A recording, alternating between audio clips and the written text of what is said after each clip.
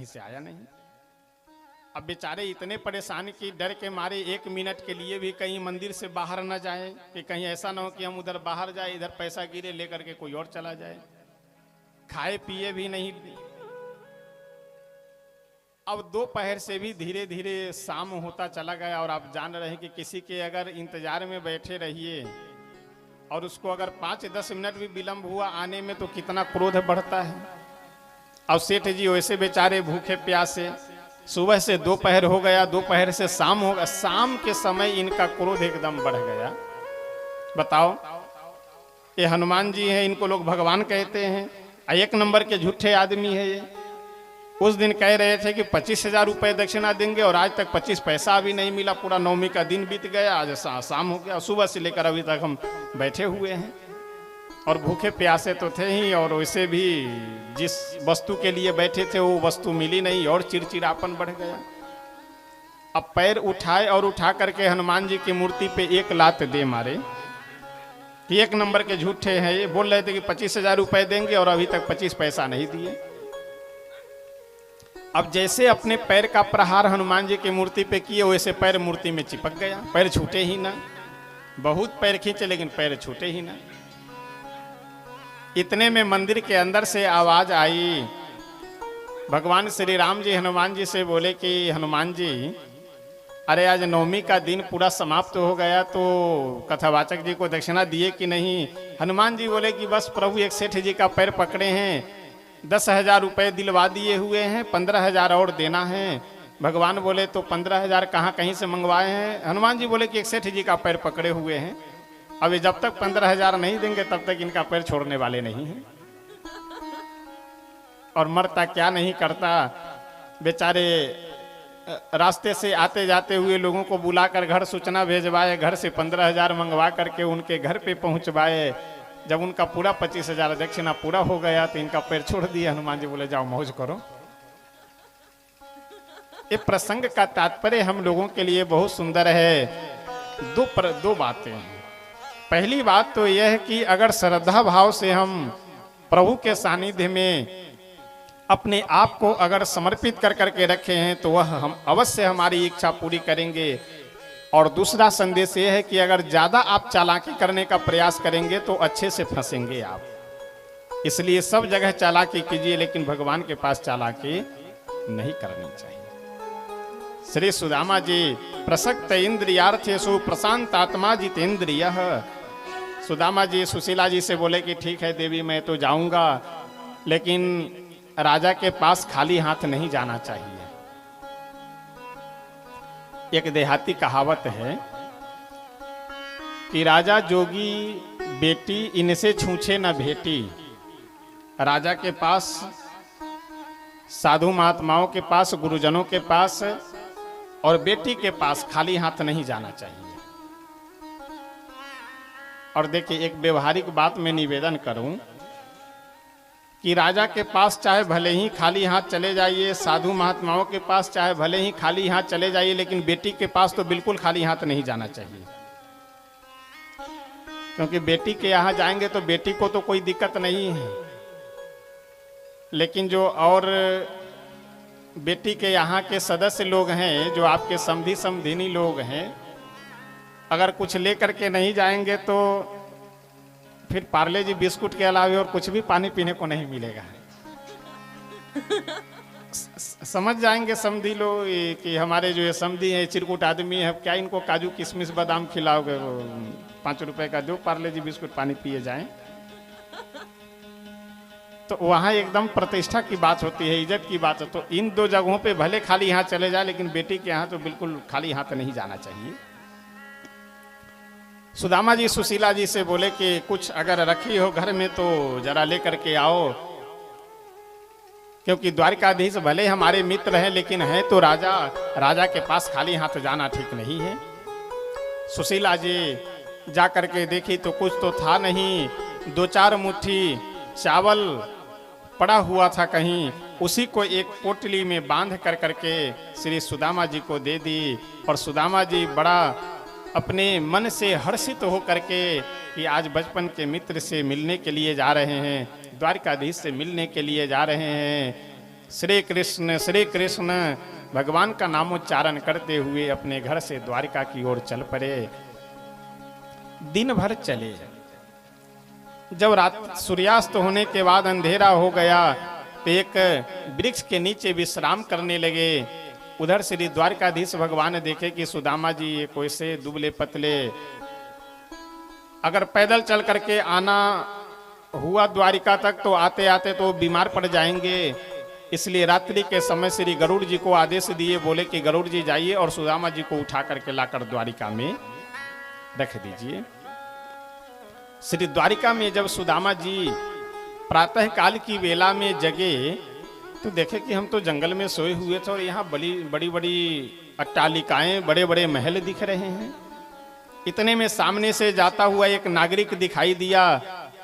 उसको पास में बुला करके सुदामा जी पूछे, अरे भाई साहब जरा इधर आओ। वो नागरिक गया, क्या है बाबा?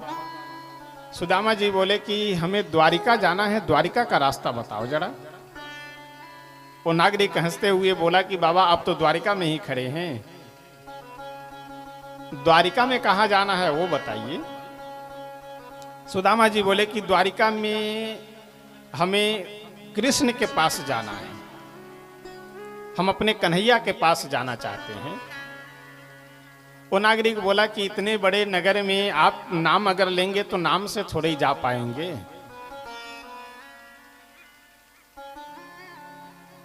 मोहल्ला नंबर बताइए, गली नंबर बताइए, मकान नंबर बताइए, तब पहुंच पाएंगे।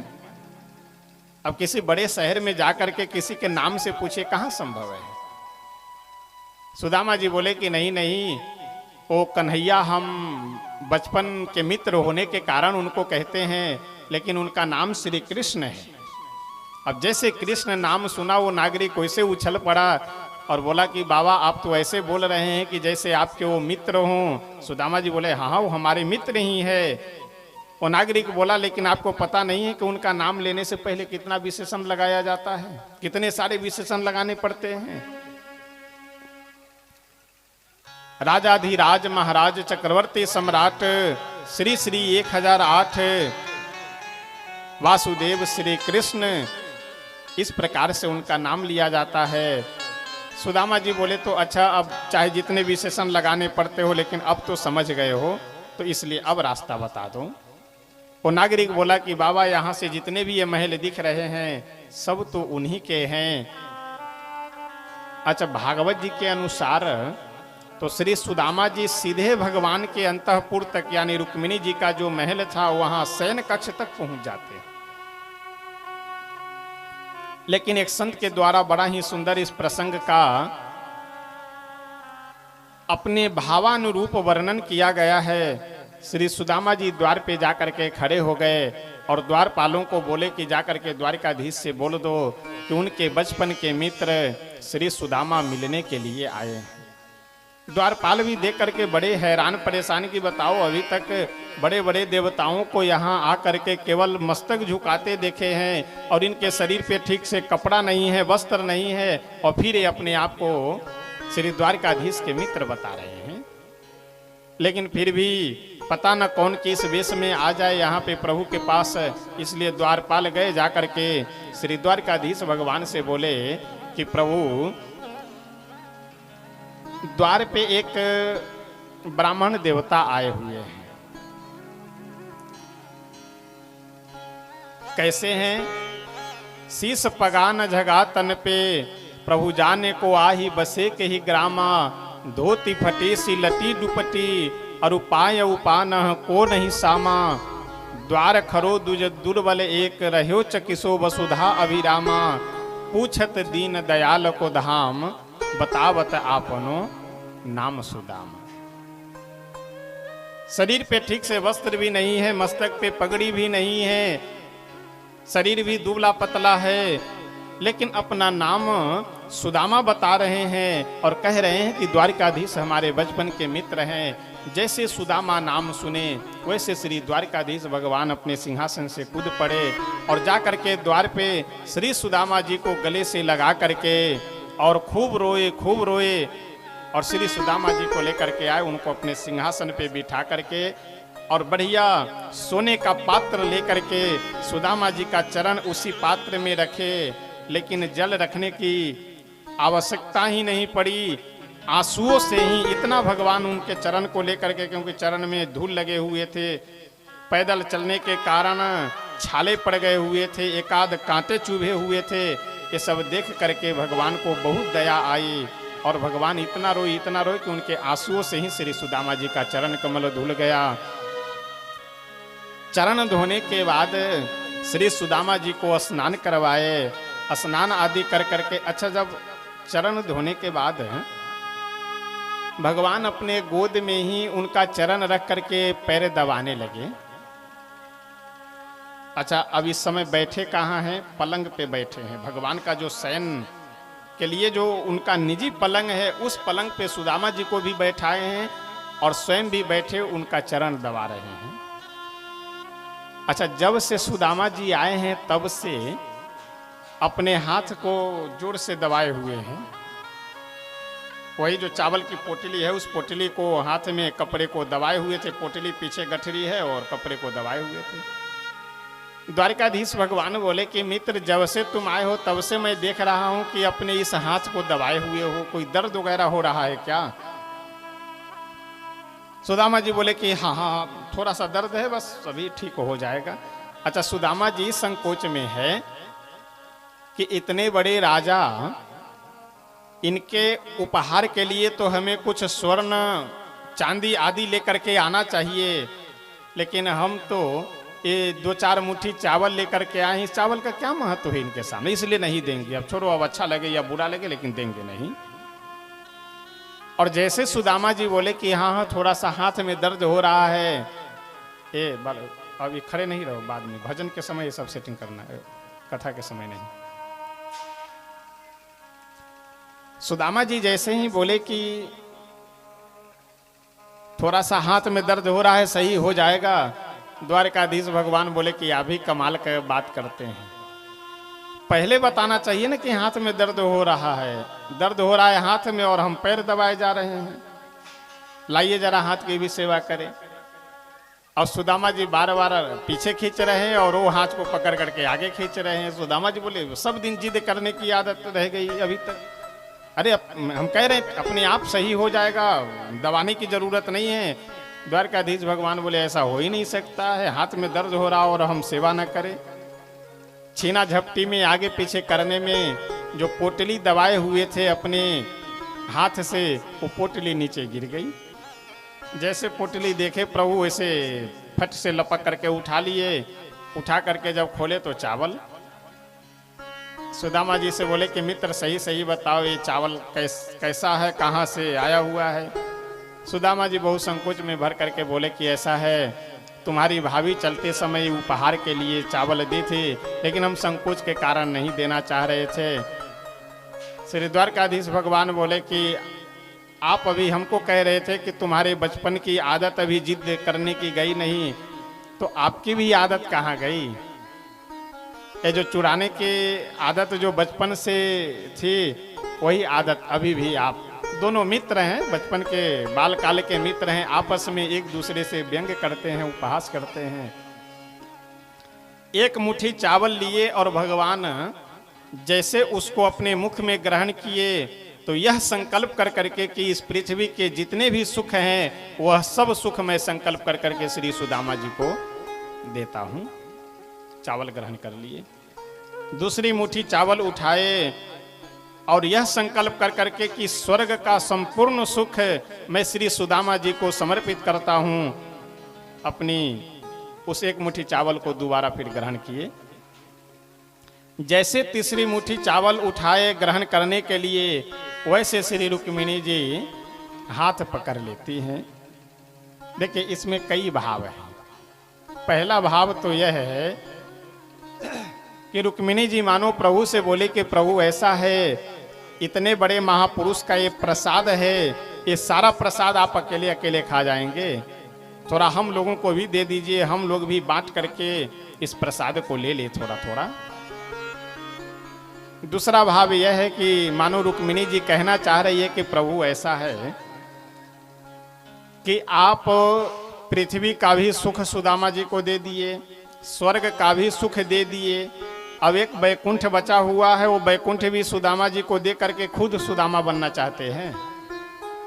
तो इसलिए अपने लिए कम से कम एक स्थान तो बचा करके रखिए। श्री द्वारिकाधीश भगवान सुदामा जी से वार्तालाप कर रहे हैं। आइए एक भजन एक दो पंक्ति बोल करके तब हम सब आगे बढ़ेंगे कि भक्त के कारण भगवान की महिमा है और भगवान के कारण भक्त की महिमा है। दोनों के कारण एक दूसरे का महत्व, एक दूसरे की प्रतिष्ठा इस संसार में है। अगर भक्त न हो तो भगवान को भी कोई न जाने, और भगवान न हो तो भक्त किन के होंगे। इसलिए दोनों में बहुत अनन्य संबंध है। भक्त के कारण भगवान और भगवान के कारण भक्त है। जब भक्त नहीं होंगे भगवान कहाँ होगा। जब भक्त नहीं होंगे भगवान कहाँ होगा। जब भक्त नहीं होंगे भगवान कहाँ होगा। जब भक्त नहीं होंगे कहाँ होगा। जब भक्त नहीं होंगे भगवान कहाँ होगा। जब भक्त नहीं होंगे भगवान कहाँ होगा। जब भक्त नहीं होंगे भगवान कहाँ होगा। जब भक्त नहीं होंगे भगवान कहाँ होगा। तेरी समस्या का, तेरी समस्या का समाधान कहाँ होगा। तेरी समस्या का समाधान कहाँ होगा। जब भक्त नहीं होंगे भगवान कहाँ होगा। जब भक्त नहीं होंगे भगवान कहाँ होगा।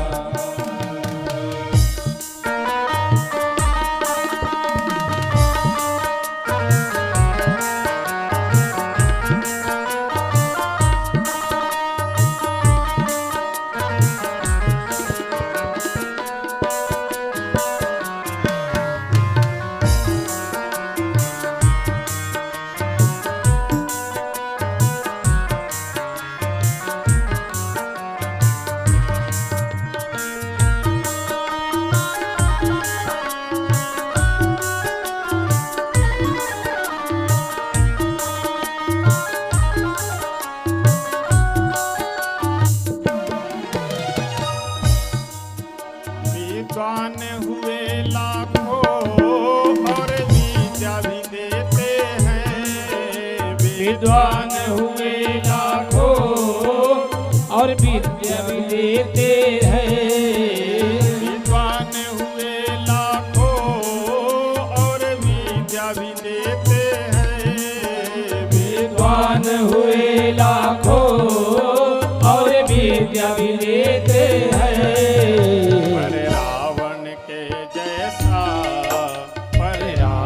के जैसा विद्वान कहाँ होगा। पर रावण के जैसा विद्वान कहाँ होगा। जब भक्त नहीं होंगे भगवान कहाँ होगा। जब भक्त नहीं होंगे भगवान कहाँ होगा।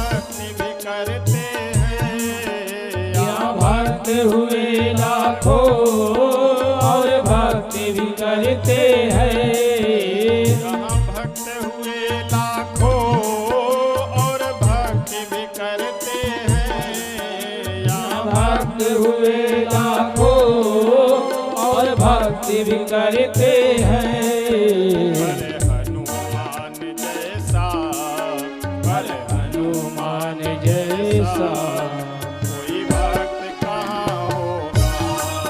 भले हनुमान जैसा कोई भक्त वहाँ होगा।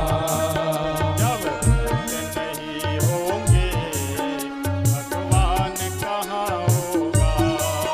जब भक्त नहीं होगी भगवान कहाँ होगा।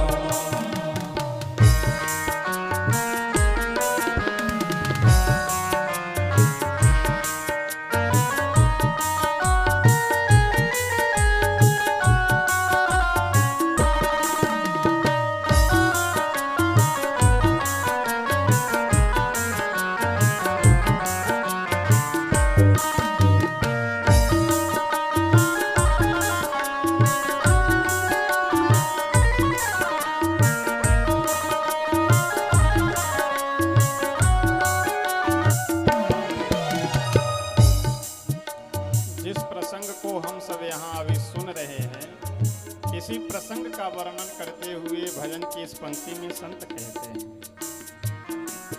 यहाँ मित्र हुए लाखों और मित्र बनाते हैं। यहाँ मित्र हुए लाखों और मित्र बनाते हैं। यहाँ मित्र हुए लाखों और मित्र बनाते हैं। यहाँ और मित्र बनाते हैं। पर कृष्ण सुदामा सा, पर कृष्ण सुदामा सा कोई मित्र कहाँ होगा। अरे कृष्ण सुदामा सा कोई मित्र कहाँ होगा। जब भक्त नहीं होंगे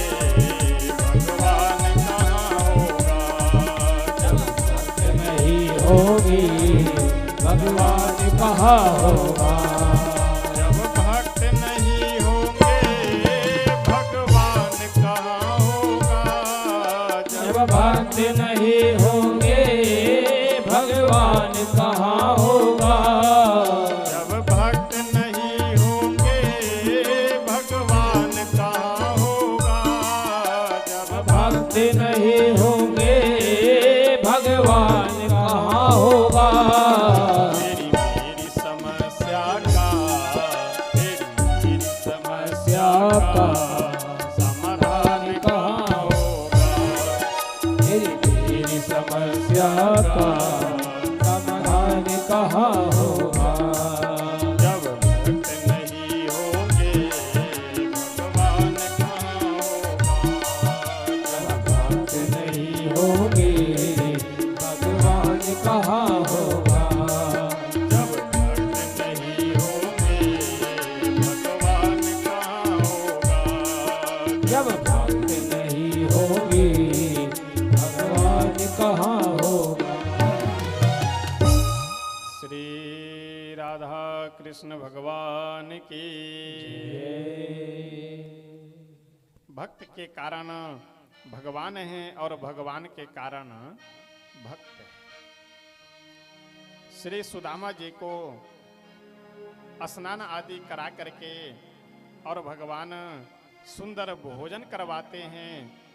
भोजन करा करके जब आसन पे बैठे तब श्री द्वारकाधीश भगवान बोले कि मित्र, आप कह रहे हैं कि विवाह हो गया, तो भाभी का नाम क्या है। सुदामा जी बोले कि कन्हैया, तुम्हारी भाभी का नाम है सुशीला, जैसा उसका नाम वैसा ही उसका काम भी।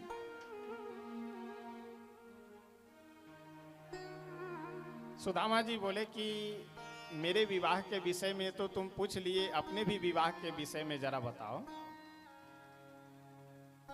श्री द्वारकाधीश भगवान बोले कि अभी आपको बैठा के रखिए धर्मराज, बैठा के रखिए।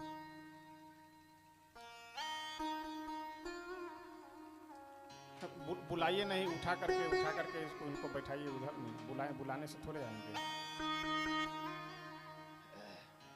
श्री राधा कृष्ण भगवान की जय। श्रीमद् भागवत भगवान की जय। सुदामा जी बोले कि मित्र, मेरे विवाह के बारे में तो तुम पूछ लिए, अपने भी विवाह के बारे में जरा बताओ। श्री द्वारकाधीश बोले कि अभी पता चल जाएगा आपको। कह करके क्या बतावे, बस जब आ गए हैं तो प्रत्यक्ष देख ही लीजिए। श्री रुक्मिणी जी को बुला करके द्वारकाधीश भगवान बोले कि देवी, अपने महल में बहुत बड़े सिद्ध संत आए हैं, सभी महारानियों को जाकर के बोल दो कि आकर के आशीर्वाद ले ले। रुक्मिणी जी तुरंत अपनी दासियों के हाथ से सूचना भेजवाई कि आकर के सभी आशीर्वाद ले ले। अब सब लाइन लग करके सबसे पहले आगे रुक्मिणी जी आई, आकर के प्रणाम की। महाराज प्रणाम। सुदामा जी बोले कि क्यों कन्हैया, ये कौन है? कन्हैया बोले कि ये अपनी पत्नी है, इनका नाम रुक्मिणी है। सुदामा जी आशीर्वाद दिए, ओहो सौभाग्यवती भव, पुत्रवती भव, आयुष्मती भव, खूब आशीर्वाद दिए। रुक्मिणी जी गई। अब आई जामवती जी। जामवती जी आई, आकर के प्रणाम की। महाराज प्रणाम। ये बर्तन जो लोग खटपट कर रहे हैं उनको बोल दीजिए कि जरा आराम से बर्तन हो, ज्यादा आवाज नहीं करेंगे, आराम से रखेंगे बर्तन। जामवती जी आई, आकर के प्रणाम की। महाराज प्रणाम। सुदामा जी बोले कि कन्हैया ये कौन है? द्वारकाधीश बोले कि मित्र, ये भी अपनी पत्नी ही है। सुदामा जी बोले कि ओ हो, दो विवाह कर रखे हैं। अरे तो इतने बड़े राज्य के मालिक, इतने बड़े साम्राज्य के राजा, आपके लिए कौन बड़ी बात है? उन्हें भी वही आशीर्वाद दिए, सौभाग्यवती भव, पुत्रवती भव, आयुष्मती भव। जामवती जी गई। अब आई सत्यभामा जी। महाराज प्रणाम। सुदामा जी बोले कि ये कौन है? द्वारकाधीश भगवान बोले कि मित्र, बार बार ये मत पूछो कि कौन है। इस समय आकर के ये जितने भी प्रणाम कर रही हैं, समझ लो कि सब अपनी पत्नी ही है।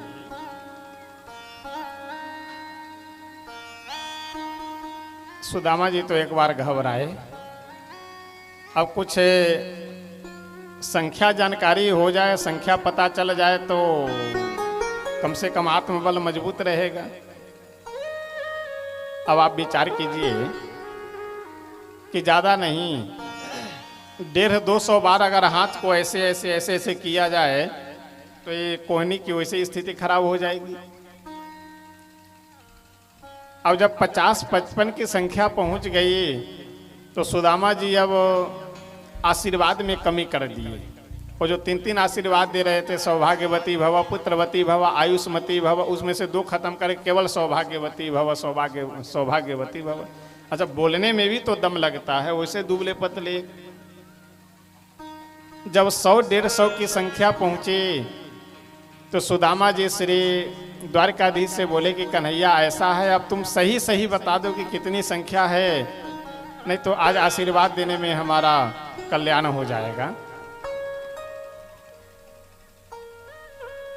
द्वारकाधीश भगवान बोले कि बस मित्र, अब ज्यादा नहीं, 16,108 की संख्या है। अब जैसे सुने सुदामा जी, मानो उनके पैर के नीचे की जमीन खिसक गई हो।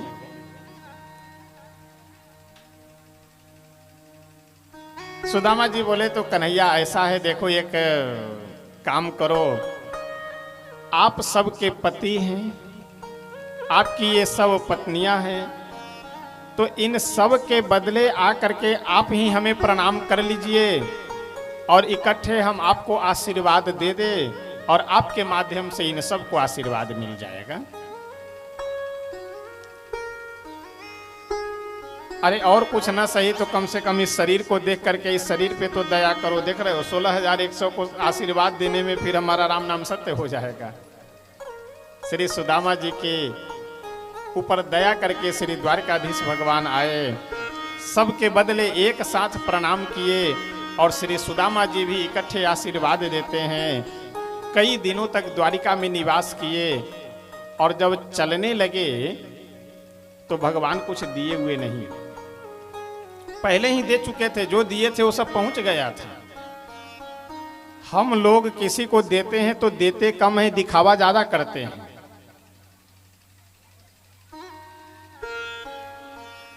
लेकिन भगवान देते हैं तो दिखावा नहीं करते हैं, चुपचाप जिसे जो देना हुआ वो दे देते हैं।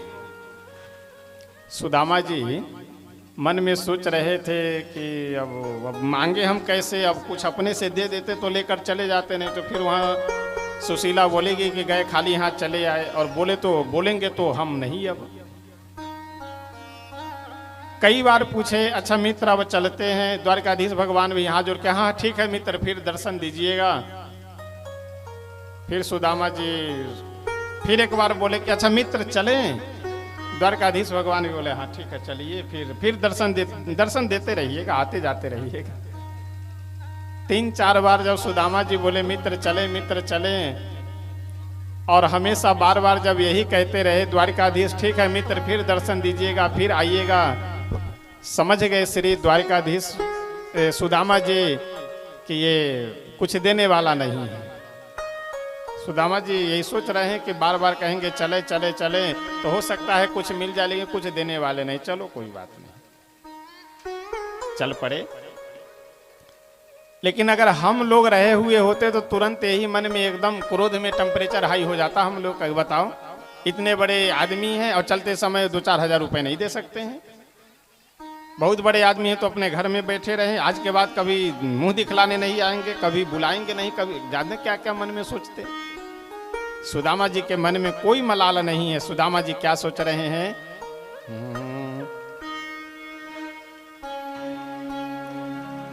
क्वाहम दरिद्रः पापियान् क्व कृष्णः श्रीनिकेतनः ब्रह्मबन्धुर्ते स्याहं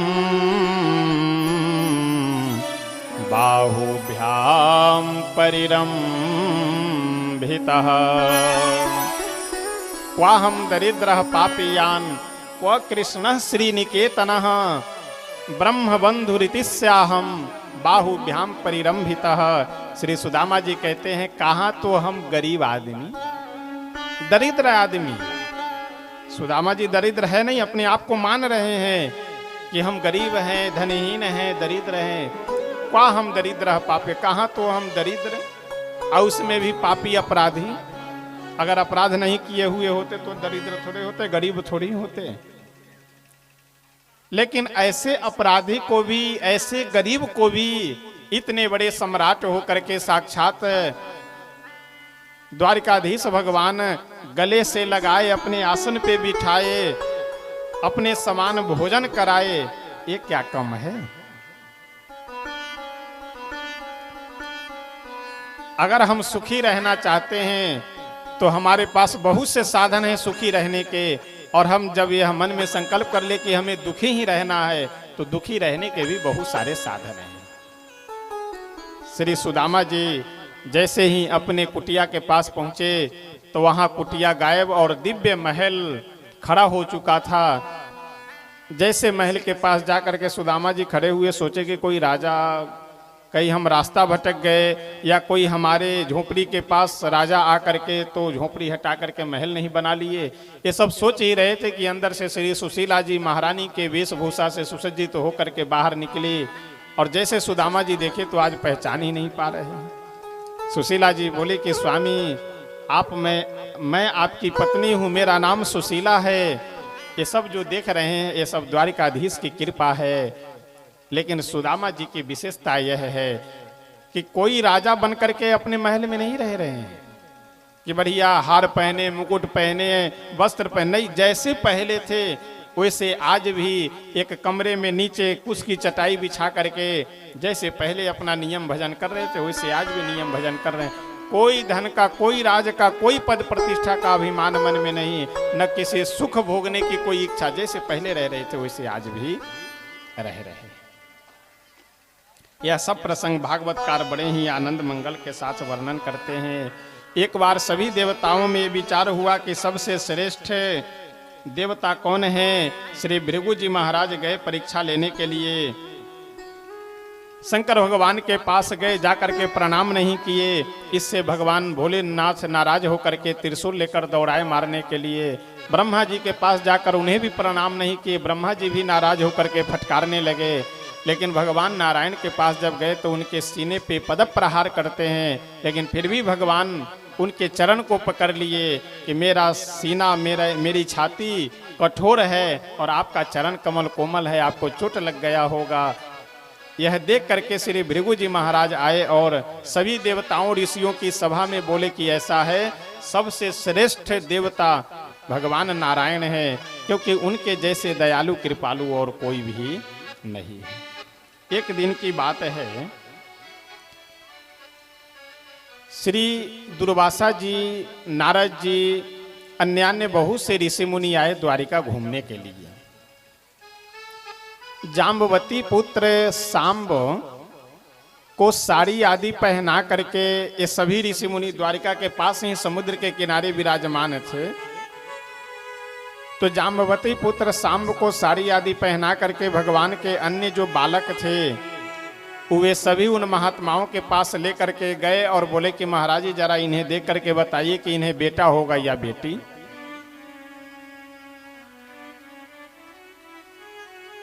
और महात्मा लोग तो कोई कुछ बोले नहीं, सब चुप हो गए। दुर्वासा जी का क्रोध बढ़ा और बुलाए पास में, आओ आओ इधर आओ इधर आओ, हम बता रहे हैं तुम्हें बेटा होगा या बेटी। दुर्वासा जी पास में बुला करके बोले कि इससे ना बेटा होगा ना बेटी, इससे तुम लोगों का काल पैदा होगा। काल यानी इसी के कारण तुम लोगों की मृत्यु होगी।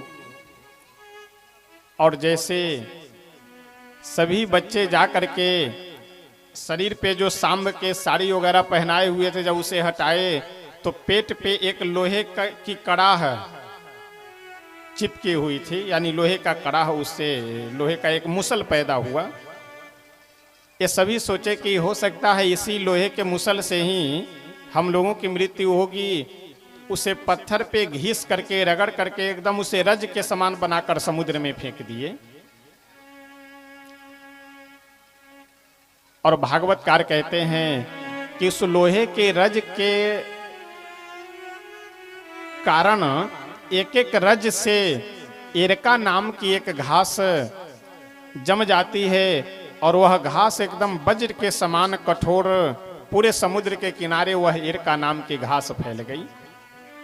एक दिन की बात है, ये सभी द्वारिकावासी क्योंकि इन सब का भगवान अब संहार करना चाह रहे हैं, क्योंकि जाते जाते इन द्वारिकावासी अपने वंश के लोगों को भी चाहते हैं कि सब समाप्त हो जाए ताकि पृथ्वी एकदम हल्की हो जाए।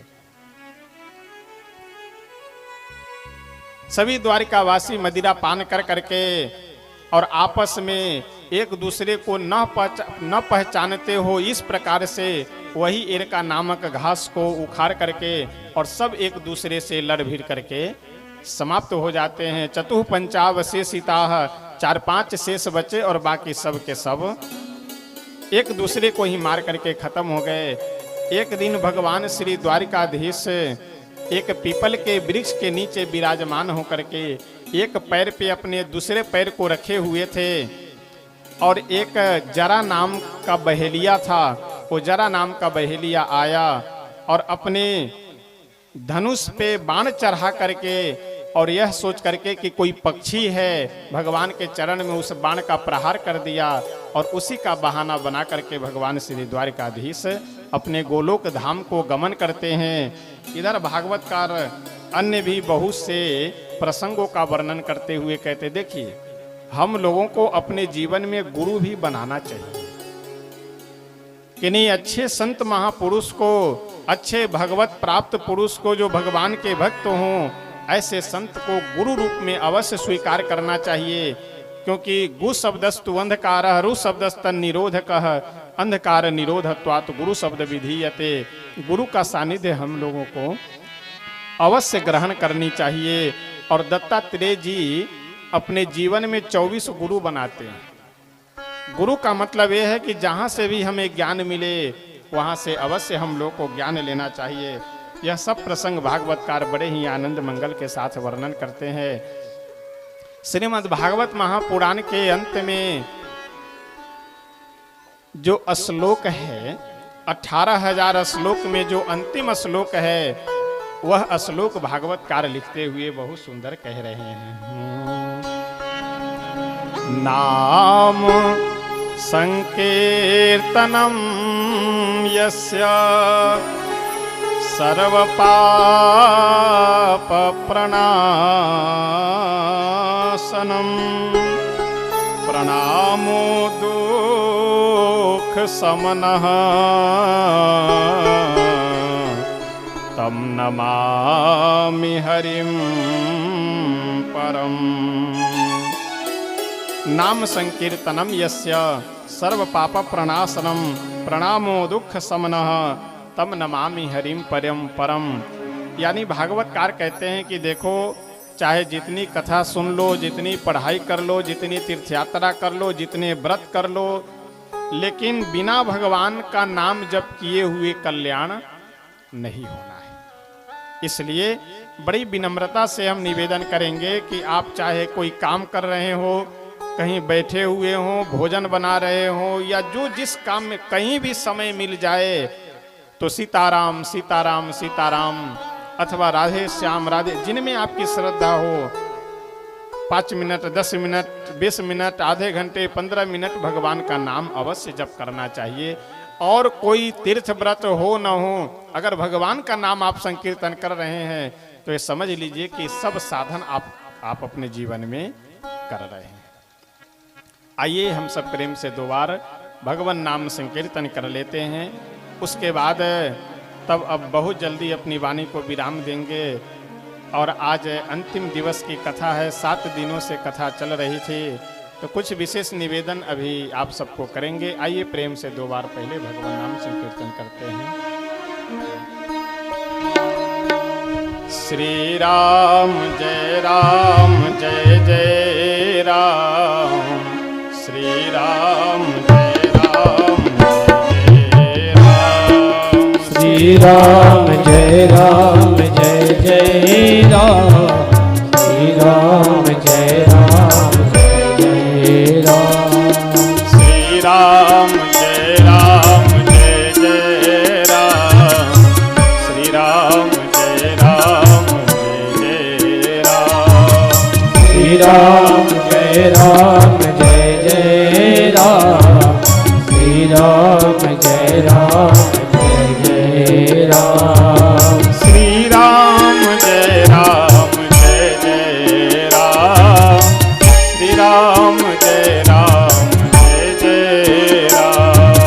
श्री राम जय जय राम, श्री राम जय जय राम, श्री राम जय जय राम, श्री राम जय जय राम, श्री राम जय जय राम,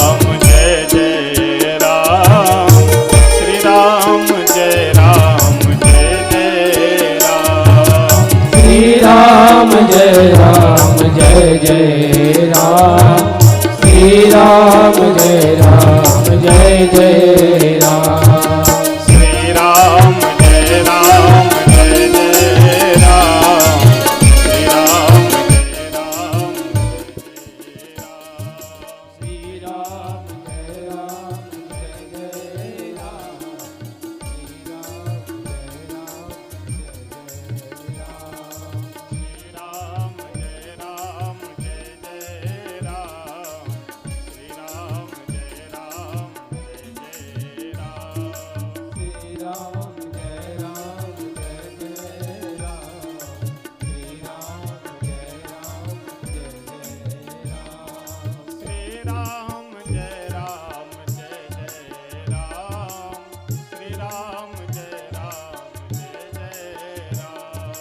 श्री राम जय जय राम, राम जय राम जय जय राम।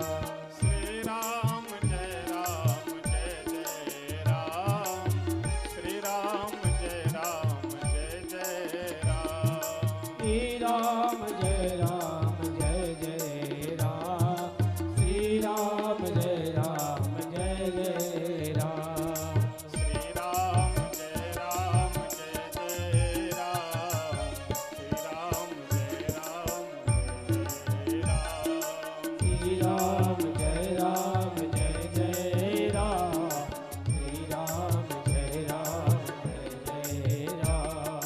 श्री राम जय राम जय जय राम।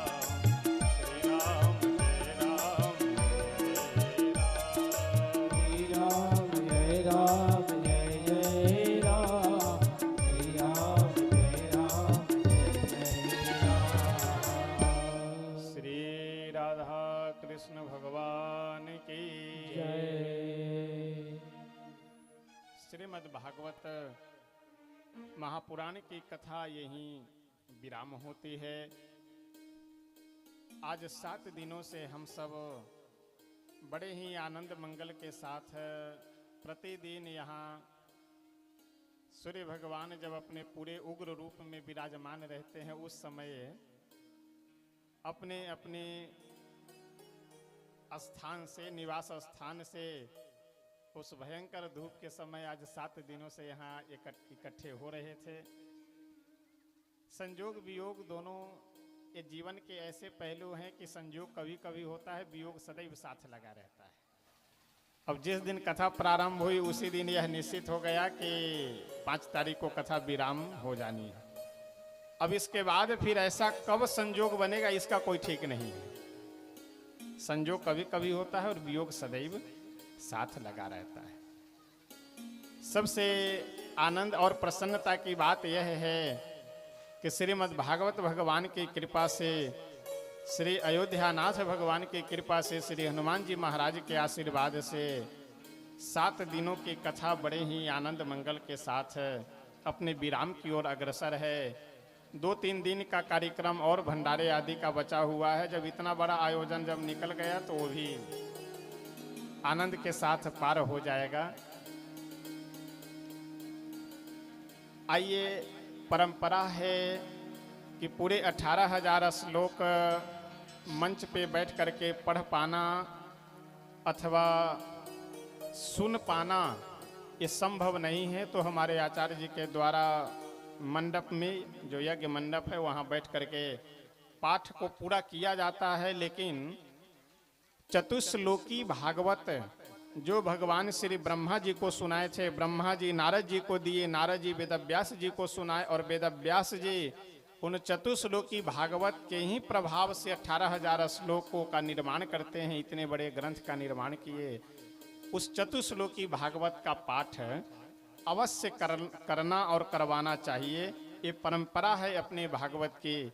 तो आइए, आप सभी जिनको समझ में आ जाए वह उच्चारण करेंगे और जिन्हें समझ में नहीं आएगा आप सब भगवान का नाम संकीर्तन कीजिए और अथवा आराम से बैठ करके मुख से सीताराम राधे श्याम आदि नाम जप करेंगे और कान से इस श्लोक का श्रवण करेंगे।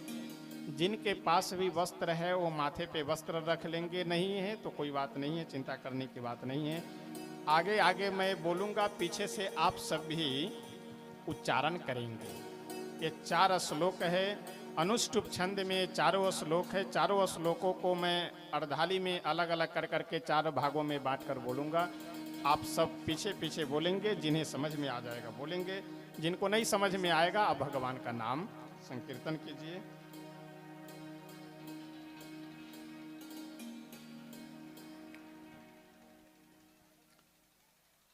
अहमेवासमेवाग्रे अहमेवासमेवाग्रे नान्यद्यत् सदसत्परम् नान्यद्यत् सदसत्परम् पश्चादहं यदेतच्च पश्चादहं यदेतच्च योऽवशिष्येत सोऽस्म्यहम् एव शिष्येत सोऽस्म्यहम् ऋतेर्थम यत् प्रतीयेत अर्थ प्रतीयेत न प्रतीयेत चात्मनि न प्रतीयेत चात्मनि तद्विद्यादात्मनो माया तद्विद्यादात्मनो माया यथा भासो यथा तमः यथा भासो यथा तमः यथा महान्ति भूतानि यथा महान्ति भूतानि भूतेषु चावचेष्वनु भूतेषु चावचेष्वनु प्रविष्टान्यप्रविष्टानि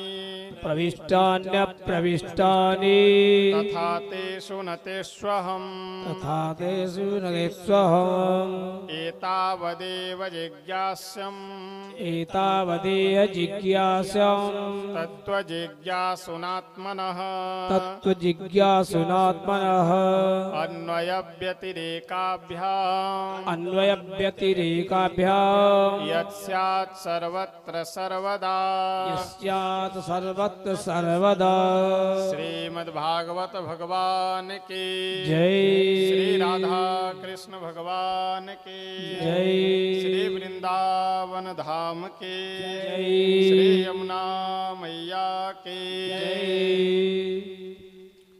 अहमेवासमेवाग्रे नान्य यद्यत् सदसत् परम पश्चादहम यदि तच्च यो वशिष्येत सोऽस्म्यहम् ऋतेर्थम यत् प्रतीयेत न प्रतीयेत चात्मनि तद विद्यादात्मनो माया यथा भासो यथा तमः।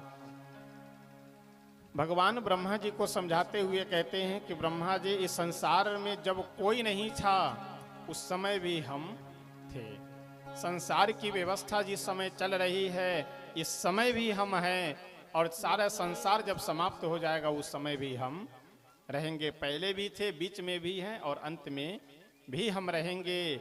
यह हमारी स्थिति है और संसार की स्थिति ये है कि इसकी आदि भी है, इसका अंत भी है।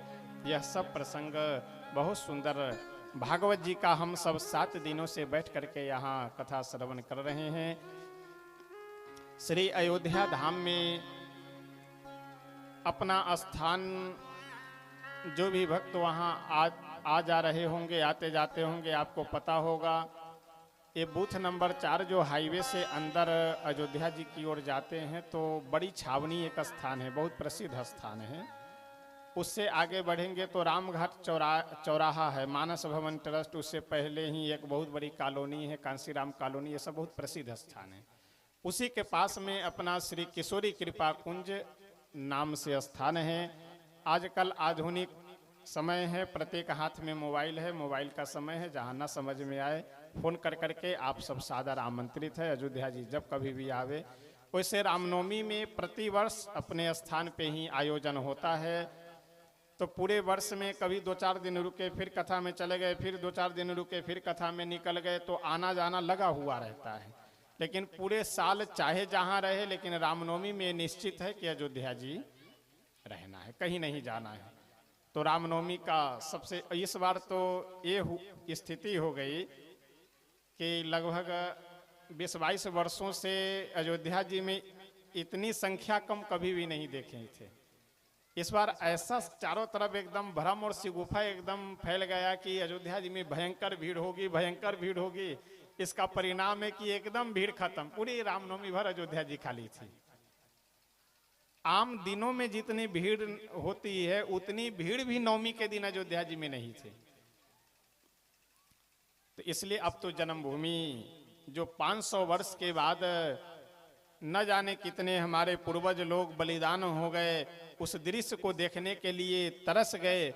वह दृश्य देखिए, राजनीतिक व्यवस्थाओं से अलग हट करके सोचिए। मैं राजनीतिक बात न, और सही बात ये भी है, अगर कोई राजनेता भी अगर हमारे मन के अनुकूल काम कर रहा हो तो हमारी विचारधारा चाहे जहां भी हो लेकिन समर्थन करना चाहिए। जो कोई भी व्यक्ति अगर अभी जल्दी में जिस समय उद्घाटन से पहले तो पूरा मीडिया वाले एकदम अयोध्या जी में लिए माइक कैमरा घूम रहे थे, तो ज़्यादा ये सब नेतागिरी में और ये सब फोटो खिंचवाने में हमारा स्वभाव नहीं है, रहते नहीं है। लेकिन अब स्थान पे ही 2-4 लोग रुके हुए थे, अब जो यहीं पे रुके हुए थे अब वो लोग आ गए अगर पूछने के लिए, तो बोले कि एक मैं अपनी बात बता रहा हूँ, बोले कि बीजेपी वाले श्रेय ले रहे हैं, ये नेता श्रेय ले रहे हैं, वो नेता श्रेय ले। हम कहे कि ये बताओ कि जितनी भी पार्टियां हैं, किसी का भी एक नाम बता दो कि जो अपने उस मैनिफेस्टो में जन्मभूमि को रखे हुए हो। जब वही रखे हुए है, वही प्रयास कर रहा है तो श्रेय ले लिया, तो इसमें कौन से आफत मुसीबत आ गई? जो आदमी कर रहा है वो श्रेय ले, इससे मतलब नहीं है कौन क्या कर रहा है नहीं कर रहा है। सबसे बड़ा मतलब ये है, सबसे बड़ी बात यह है कि हमारे राम लला जी जो टेंट में विराजमान रहते थे, धूप में धूप, ठंडी में ठंडी, बरसात में बरसात, बरसात में पानी टपका करता था, इससे बड़े दुर्भाग्य की बात और क्या हो सकती है? किसी के भी माध्यम से हो, हमारे राम लला जी बढ़िया आलीशान बिल्डिंग में विराजमान हो गए, बस बात खत्म। इसलिए जब कभी भी मौका मिले, जब कभी भी अवसर मिले तो अवश्य दर्शन करना चाहिए। दर्शन कीजिए, आइए जाइए। और जब अयोध्या जी आवे तो आश्रम पे आप आइए, रुकने ठहरने की कोई दिक्कत नहीं, कोई समस्या नहीं। आप सब सादर श्री अवध धाम में आमंत्रित है।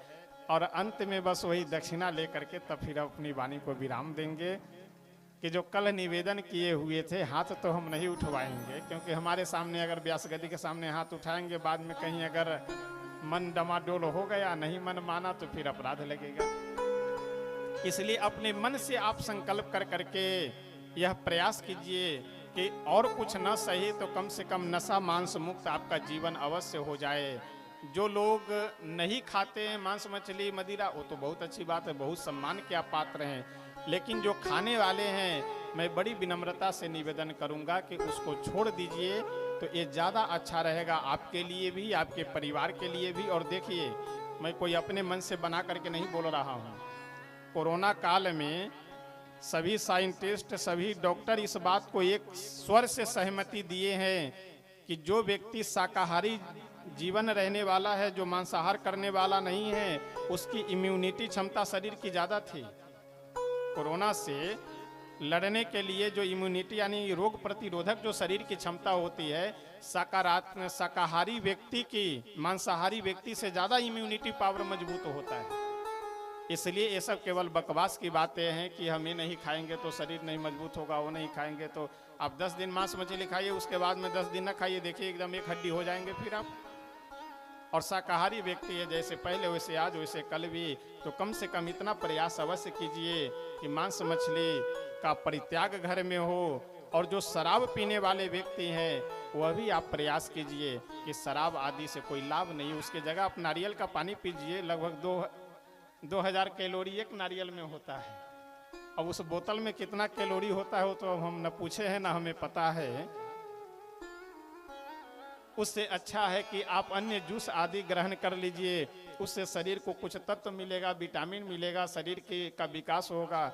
इसलिए अच्छा देखिए, मानने से लाभ आप ही का है, उससे हमारा कोई लाभ मिलना जुलना नहीं। अच्छा खासा जीवन मनुष्य शरीर मिला है, इसे यूं ही ऐसे वैसे कर करके बर्बाद करना उचित नहीं है। इसलिए हमारी दक्षिणा आप सबकी यही रहेगी। जो लोग नशा मांस मुक्त हैं वो तो हमारे दक्षिणा से मुक्त हैं, लेकिन जो नहीं हैं वो जब तक नहीं छोड़ेंगे तब तक हमारे ऋणी बने रहेंगे। हमारी दक्षिणा आपके पास धरोहर के रूप में विराजमान रहेगी। अब साल 2 साल 4 साल 10 साल 20 साल बाद जब आप छोड़ेंगे तभी हमारी दक्षिणा पूरी होगी। आइए प्रेम से अब अपनी वाणी को अनिश्चित काल के लिए श्री राधा कृष्ण भगवान के चरणों में विराम करते हैं। प्रेम से पहले स्तुति और संकीर्तन कर ले रहे हैं, उसके बाद जो कुछ अंतिम समय की जो अन्य विधियां हैं वो सभी विधि हमारे आचार्य जी करवाएंगे, आगे का निर्देश आप लोग को देंगे। उससे पहले आइए प्रेम से स्तुति और संकीर्तन करते हैं।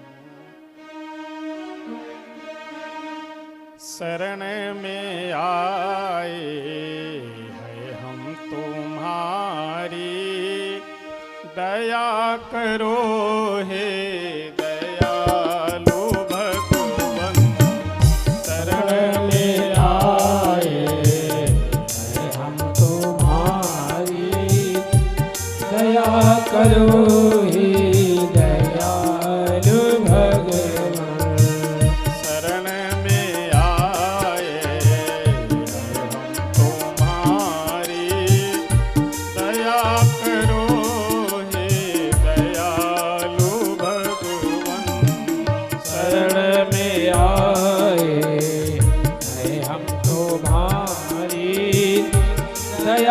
करो हे दयालु भगवान। सुधारो बिगड़ी दशा हमारी, दया करो हे दयालु भगवन। सुधार बिगड़ी दशा हमारी, दया करो हे दयालु भगवन। सुधारो बिगड़ी दशा हमारी, दया करो हे दयालु भगवन। सुधार बिगड़ी दशा हमारी, दया करो हे दयालु भगवन। शरण में आए हम तुम्हारी, दया करो हे दयालु भगवन। शरण में आए हैं हम तुम्हारी, दया करो हे दयालु भगवन। भले जो हैं हम तो हैं तुम्हारे, बुरे जो हैं हम तो हैं तुम्हारे।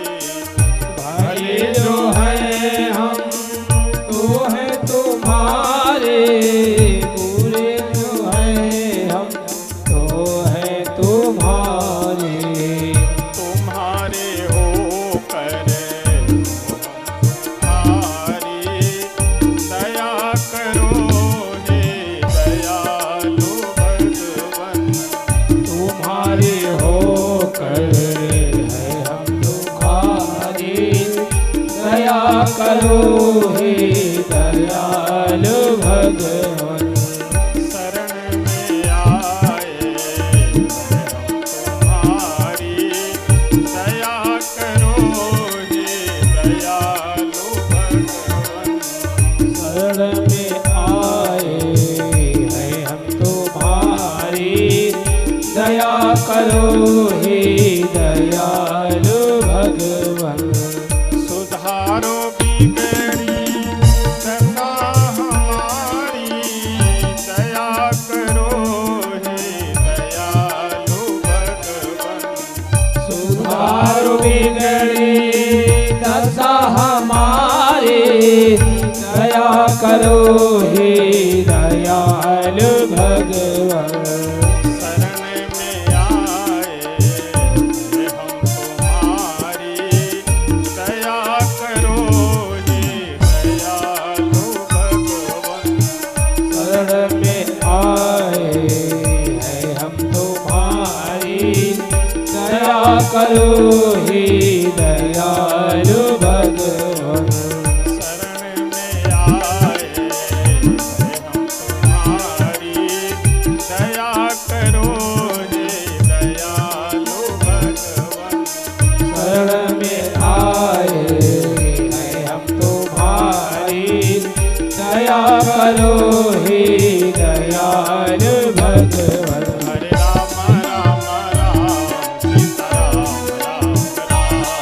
हरे राम राम राम सीताराम राम राम।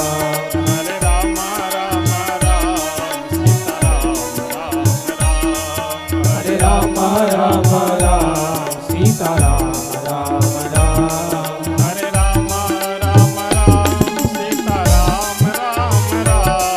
हरे राम राम राम सीताराम राम राम। हरे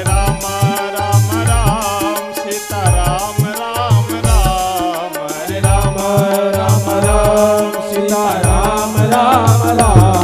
हरे राम राम राम सीताराम राम राम। हरे राम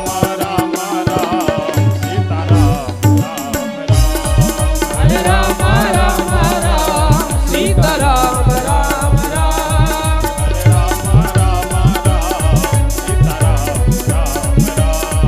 हरे राम राम राम सीताराम राम राम।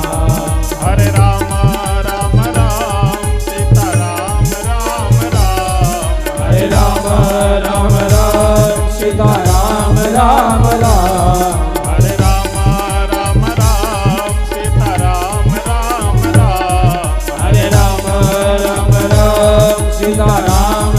राम राम हरे राम राम राम सीता हरे राम राम राम सीता राम राम राम हरे राम राम राम सीता राम हरे राम राम राम सीता राम राम श्री राधा कृष्ण भगवान की जय। श्रीमद् भागवत भगवान की जय। अंत में इस श्रीमद् भागवत कथा सप्ताह ज्ञान यज्ञ के जो मुख्य यजमान परिवार हैं, वैसे शायद ठंडी के समय बात हुई थी ना, दिसंबर में कि कब, नवंबर में, हाँ वही लास्ट नवंबर में ठंडी का समय था। आज से लगभग 4-5 महीने 5 महीने पहले इस कथा के विषय में चर्चा हुई, बात हुई, दिन वगैरह भी सब उसी समय निर्धारित किया गया और आज उसका प्रत्यक्ष मूर्त रूप देखिए। हमारे भी मन में थोड़ी सी शंका थी।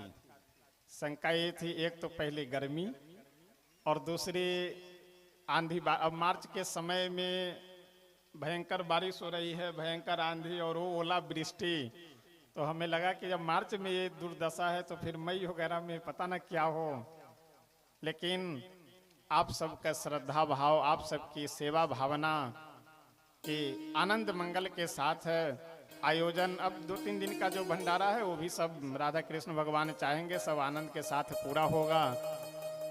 बड़े ही आनंद के साथ यह जिस श्रद्धा से, जिस भावना से इस आयोजन का दिन आदि निर्धारित किया गया, उसी प्रकार से सब तब से लेकर के अभी तक उसी तैयारी में, उसी व्यवस्था के सम्मिलित व्यवस्था में ही, जहाँ माता पिता भी विराजमान है उनके सामने भी यह सुंदर आयोजन हो गया। यह आप सबके लिए विशेष सौभाग्य की बात है। ऐसे हमारे जो श्री धर्मराज शर्मा जी हैं, ब्रह्मराज शर्मा जी, श्री तुलसीराज शर्मा जी, तुलसीराम शर्मा जी एवं राजकरण जी, ये चारों भाई और परिवार की अन्य भी जो बहनें हैं और सब लोग, महिलाएं भी, बाद में लगता है कि उनका नाम लिए हम लोगों की तो चर्चा ही नहीं किए। 1-2 जगहों पे ऐसी समस्या आई है और सब भाइयों का नाम ले लिया गया और घर में महिलाओं की चर्चा नहीं किया। बाद में यह हुआ कि हम लोग भी इतना मेहनत किए, हम लोग का कहीं नाम निशान नहीं। तो जितने भी घर में पुरुष वर्ग, महिलाएं अथवा रिश्तेदार भी, जो भी दूर दूर से आकर के सब सेवा भाव कर रहे थे, आप सब के लिए श्रीमद् भागवत भगवान से एवं श्री राधा कृष्ण भगवान से देखिए हम क्या आशीर्वाद देंगे। जैसे आप सब हैं वैसे हम भी हैं, केवल वेशभूषा भले अलग है लेकिन कोई विशेष अंतर नहीं है। आशीर्वाद तो जिनकी कथा सुन रहे थे वो आशीर्वाद देंगे। हम तो जैसे आप सब एक सामान्य मनुष्य हैं उसी प्रकार से हम भी हैं। तो आप जो मुख्य यजमान परिवार हैं, आप सब के लिए सबसे पहले श्रीमद् भागवत भगवान एवं श्री राधा कृष्ण भगवान से मंगल कामना करते हैं कि आप सबके जीवन में आनंद मंगल बना रहे, आगे विकास हो, सभी लोग अपने अपने क्षेत्र में धन धान्य से विकास करें, संस्कार विचार परिवार में सद्भावना सब परिपूर्ण रहे, क्योंकि धन धान्य का ही विकास न हो, विचार का भी विकास हो, संस्कार का भी विकास हो, सभी में सद्भावना बनी रहे। यह सब मंगल कामना करते हुए आप सभी श्रोताओं के लिए भी जो आज 7 दिनों से नित्य आकर के यहाँ अपने अपने गृह कार्यों से कथा श्रवण कर रहे हैं, आप सब के लिए मंगल कामना करते हैं कि श्री राधा कृष्ण भगवान एवं श्रीमद् भागवत भगवान की कृपा से आप सबके जीवन में आनंद मंगल बना रहे। मुख्य यजमान परिवार के लिए एक बार पुनः मंगल कामना करते हुए सबके लिए आशीर्वाद की प्रार्थना करते हुए श्रीमद् भागवत भगवान से अपनी वाणी को अनिश्चित काल के लिए श्री राधा कृष्ण भगवान के चरणों में विराम करते हैं। अब आगे की जो विधि है, आगे की व्यवस्था है, हमारे आचार्य जी निवेदन करेंगे और आगे भंडारे आदि की भी जो व्यवस्था है यह सब आप तो सुन ही रहे हैं कई दिनों से। 7 तारीख को है ना, 7 तारीख को जिन्हें निमंत्रण गया है वो भी अथवा जिन्हें कार्ड अथवा निमंत्रण आदि नहीं पहुंचा है, आप सभी व्यासगदी से निमंत्रण दिया जा रहा है। 7 तारीख को आकर के अवश्य प्रसाद ग्रहण करें। और इसी के साथ अब अपनी वाणी को विराम करते हैं। आगे निवेदन आपको आचार्य जी करेंगे। जय सीताराम, जय श्री राधे श्याम।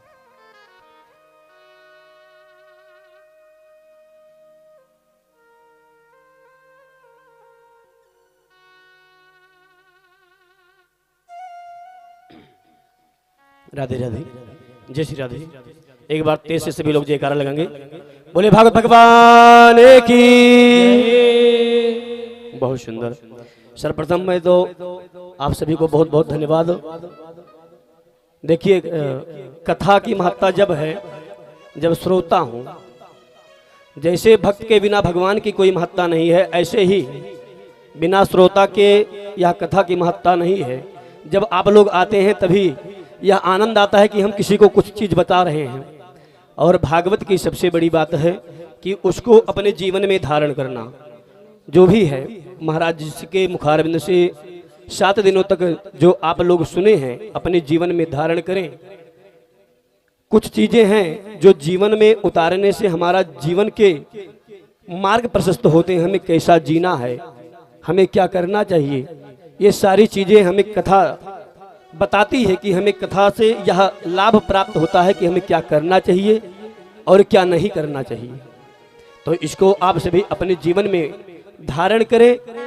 और जो महाराज जी संदेश दिए हैं कि आप लोग जो खाने की वस्तुएं, अनिष्ट वस्तुएं हैं, उसे ना खाया जाए, तो ये सारी चीज़ें अपने जीवन में धारण करें। और कुछ समय आप लोग अभी यहाँ शांति बनाए रखें। कथा का यह 7वां दिवस है। प्रसाद लेकर ही अपने गंतव्य स्थान को जाएंगे। सर्वप्रथम हम सभी श्री यजमान जी के शाह परिवार को यहाँ आमंत्रित करेंगे कि मंच पे आकर के जो 7 दिन तक कथा श्रवण किए हैं, ऐसे श्री परीक्षित स्वरूप यजमान जी श्री सुखदेव स्वरूप श्री महाराज जी का पूजन करते हुए व्यासपीठ का पूजन करेंगे, परिक्रमा करेंगे। तत्पश्चात हम सभी आरती करेंगे। तो यजमान जी के शाह परिवार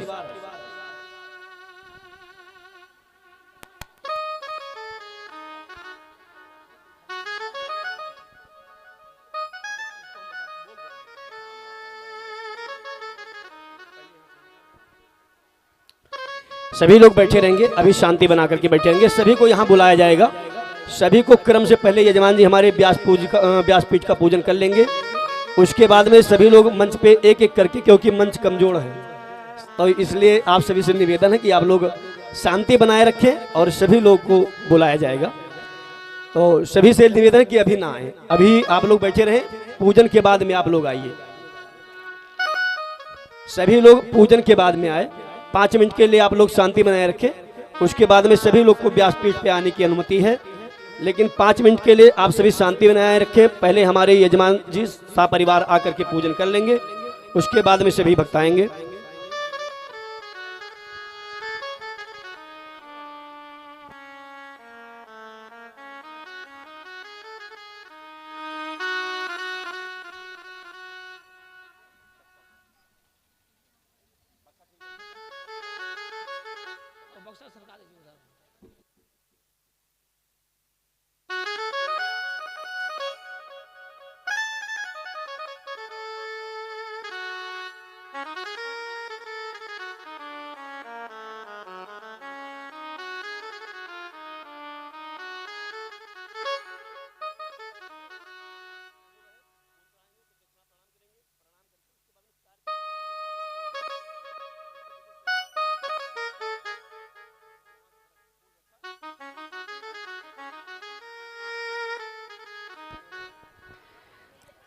हरिओम।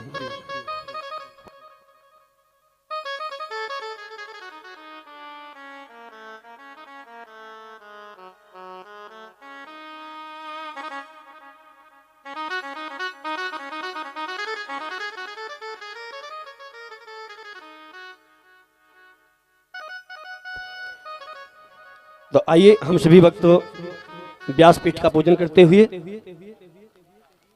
हरि ओम व्यासाय व्यासरूपाय विष्णवे नमो वै ब्रह्मनिधये वासिष्ठाय नमो नमः। ओम अज्ञानान्तिमिरान्धस्य ज्ञानाञ्जनशलाकया चक्षुरुन्मीलितं येन तस्मै श्रीगुरवे नमः। तस्मै श्रीगुरवे नमः। हरि ओम ओम गुरुर्ब्रह्मा गुरुर्विष्णु गुरुर्देवो महेश्वरः गुरुर्साक्षात् परब्रह्म तस्मै श्रीगुरवे नमः। ओम कृष्णत्वदीयपदपङ्कजपञ्जरान्ते अद्यैव मे विसुतमानसराजहंस प्राणप्रयाण समये कभवात वित्ते कंठावरोधन विधौ अस्मरणं कुतस्ते।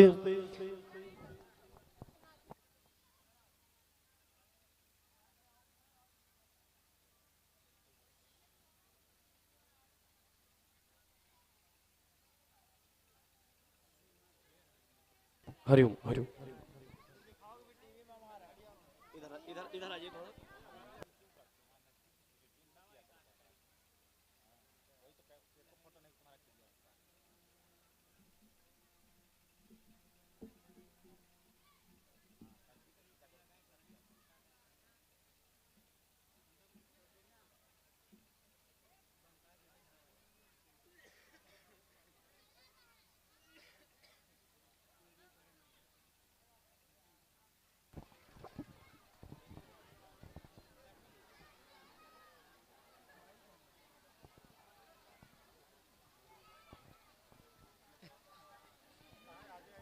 हरि ओम ओम सहस्रशीरसा पुरुषः सहस्राक्षः सहस्रपादश भूमिगुं सर्वदृष्टवात्यतिष्ठदशाङ्गुलां पुरुष एवेदगुं सर्वं यद्भूतं यक्षभाव्याम् उदामृतत्वशेषानो जदन्ये नातिरोहति।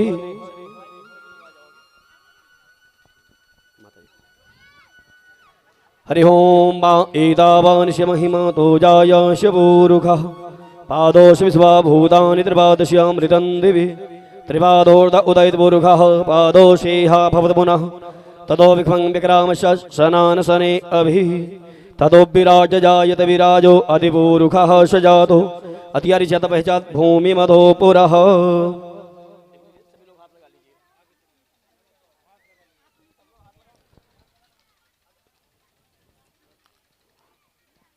हमारे यजमान जी सपरिवार महाराज जी को अंगवस्त्र भेंट करके सम्मानित कर रहे हैं। सभी लोग ताली बजा करके जोरदार स्वागत करेंगे।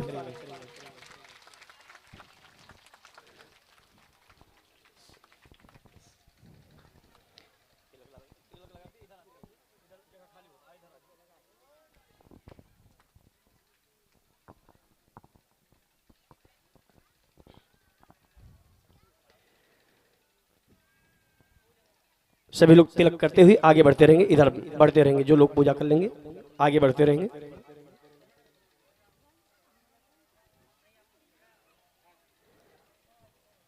हरि ओम नमोस्तु रामाय सलक्ष्मणाय दिव्ये च तस्यै जनकात्मजाय नमोस्तु रुद्रेन्द्र यमानिलेभ्यो नमोस्तु चंद्रार्कमरुद्गणेभ्यः।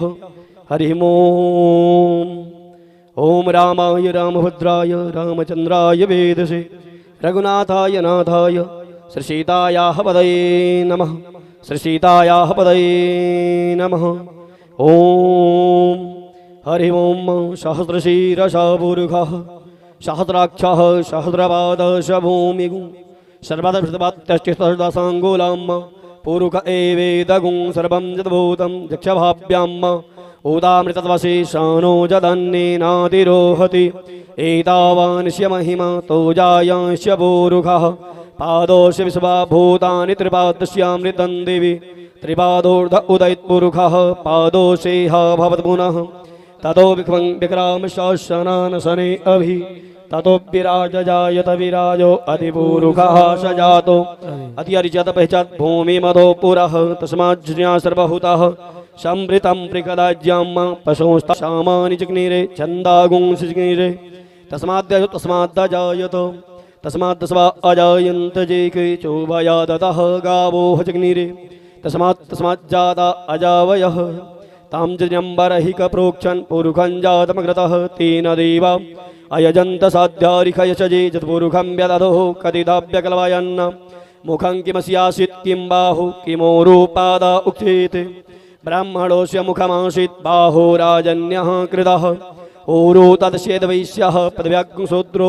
अजायत चन्द्रमा मनुषो जातचक्षुः सूर्यो अजायत श्रोत्राद्वायुश्च प्राणश्च मुखादग्निरजायत नाभ्या आसीदन्तरिक्षगुं शीर्षोर्द्यौः समवर्तत पदव्याम्भो मृदिशः श्रोता तथा लोकान् अगल्पयन् यदपूरुखेणः विघ देवाज्ञमतन् वसन्तो स्यासीदाज्यं ग्रीष्महितमः शरदभिः सप्तास्य सन्परिधाय स्त्रीः सप्तसमिधाः कृताः देवाज्ञयन् तन्वान अवधनन् पुरुखं पशुम् जिद्रेनमयजन्त देवास्तानि धर्माणि प्रथमान्य सन्नादेहनाकमहिमानः सचन्द्रेन्द्रपूर्वे साध्याः शान्तिदेवाः हरि ओम् ॐ हिरण्यवर्णां हरणे सुवर्णदस्रजां चन्द्रा आं हिरण्मयीं लक्ष्मीं जातवेदो मावः ताम् आवह जातवेदो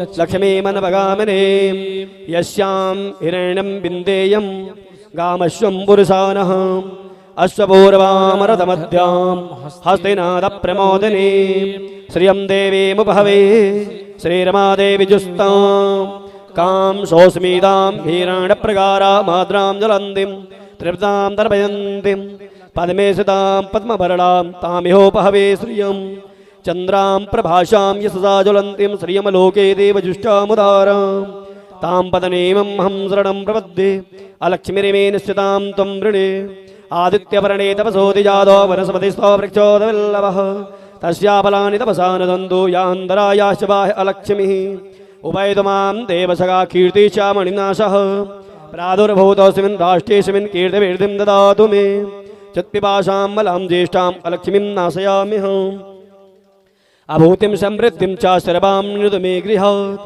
गन्धद्वारां दुराधर्षां नित्यपुष्टां करीश्वरीं ईश्वरीं सर्वभूतानां तामिहोपहवे श्रियं मनसः काममागोतिं वाचः सत्यमसीमहि पशूनामरूपमन्द्रस्य मयि श्रीश्रियतां यशः कर्दमेन प्रजाभूता मयि सम्भवकर्दम श्रियं वासय मे कुले मातरं पदममालिनी आपः सृजन्ति सुखिन्नानि चिल्लीतवस्मे गृहे निजा देवी मातरं श्रियं वासय मे कुले आद्रां पुष्करणीं पुष्टिं पिङ्गलां पद्ममालिनी चन्द्रां हिरण्मयीं लक्ष्मीं जातवेदो आवह आद्रां यः करणीं यष्टिं शोरणां हेममालिनीं सूर्यां हिरण्मयीं लक्ष्मीं जातवेदो आवह तां मावह जातवेदो लक्ष्मीमनपगामिनीं यस्यां हिरण्यं प्रभूतं गावो दाशिष्वान् विन्देयं पुरुषानः यः शुचिप्रियतो भूत्वा जिह्वादज्यामनमहम् सोक्तं पंचदशार्थं च श्रीकामः सततं जपेत् श्रीकामः सततं जपेत्। सभी लोग उसके बाद में 4 परिक्रमा करेंगे व्यासपीठ का। हमारे सभी यजमान जी जितने भी हैं मंच पे सभी लोग 4 परिक्रमा करेंगे। हरि ओम मा ओम जय तीर्थानि व्रजरन्ते श्रीगाहसानि गंगेडः ते गगुं सहस्रयोजने वधन्वानि धन्मसि यानि कानि च पापानि जन्मान्तर्गतानि च तानि सर्वाणि विनश्यन्तु प्रदक्षिणां पदे पदे। हरि ओम मा देवस्याय तव शावेदोः प्रसवेशेनो बाहुव्यां पोषणो हस्ताभ्यां सरस्वती वाचो जन्तुर्तन्त्रेयं ओम। हरि ओम ओम रामाय रामभद्राय रामचन्द्राय वेदसे रघुनाथाय नाथाय श्रीसीताय पतये नमः। ओम सहस्रशीरसा पुरुषः सहस्राक्षः सहस्रपातस भूमि गौ सर्वातिष्ठदस गोलाम्ब पूरुगा एवेद गौ सर्वं जलभूतं रक्ष भाव्यम् उदामृतपसि सानो जलन्नेनातिरोहति एतावान् स्यमहिम तोजायांश भूरुगः पादोस्य विसवभूतानि त्रिपादस्यामृतं देवे त्रिपादोर्ध उदयत् पूरुगः पादोसेहा भवत पुनः तदोऽप्यकवं व्यग्र वत्ससननसने अभितदोऽप्यराज जायत विराजो अधिपूरुगः सजातो अधिर्च्यत पश्चात् भूमि मदो पुरः तस्माज्जन्यः सर्वभूतः समृद्धं मृगदाज्यम्ब पशोस्ताचक्रे वायव्या नारायण्य ग्राम्याश्च तस्माज्जन्यः सर्वभूतानि सामानि चिग्नीरे छन्दागुंस चिग्नीरे तस्माद्यज तस्माद्दजायत तस्मात्तस्वा अजायन्द जे केचो भयाददः गावो हचिग्नीरे तस्माज्जात अजावयः तां चिन्यं बराहि गव्रोक्षन् पूरुगञ्जातमग्रदः तेन देवा अयजन्त सद्य ऋखयश्च चेतपूरुगं व्यदधो कथित व्यकल्पयन्नामुखं किमस्यासीत् किं बाहु किमोरूपादाउच्येते ब्राह्मणोऽस्य मुखमासीत् बाहो राजन्यः कृतः ओरो तदस्यैत वैश्यः पदव्याग्रसूत्रो अजायत चन्द्रमा मनसो जात चक्षुः सूर्यो अजायत श्रुत्वा वायुश्च प्राणश्च मुखादग्निरजायत नाभ्या आसीदन्तरिक्षगो शेषणोर्द्यौः समवर्तदा पदव्यां भो मृदिशः श्रोता तदा लोकान् अगलवायन् यदपौरुगेण हविगा देवाजुद्यमदन् वसन्तो शासीदज्जङ्घ्रे स्महितमः सर्दभिः सप्ताशासन् परिधाय स्त्रीः सप्तसमिधाः कृताः देव जदन्यज्ञान तन्वाना अवधन पूरुखं पशोम जदनेन यमयजन्त देवास्तानि धर्माणि प्रथमन्यासन्नते हनाकं महिमानः स चन्द्रयद्र पूर्वे साध्याः शान्ति देवाः। बोले भागवत भगवान की। सभी लोग 4 परिक्रमा कर लेंगे। उसके बाद में सभी लोग नीचे उतर जाएंगे। केवल यजमान जी यहाँ पे मंच पे रहेंगे। बस सभी लोग प्रणाम करते हुए नीचे चले जाएंगे। यजमान जी सभी भाई यहीं रहेंगे मंच पे। राधे राधे।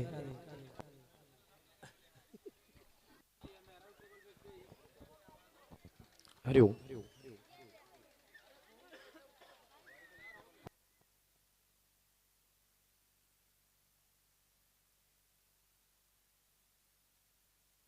सभी लोग प्रणाम करते हुए नीचे चले जाएंगे। यजमान जी सभी भाई यहीं मंच पे रहेंगे भी।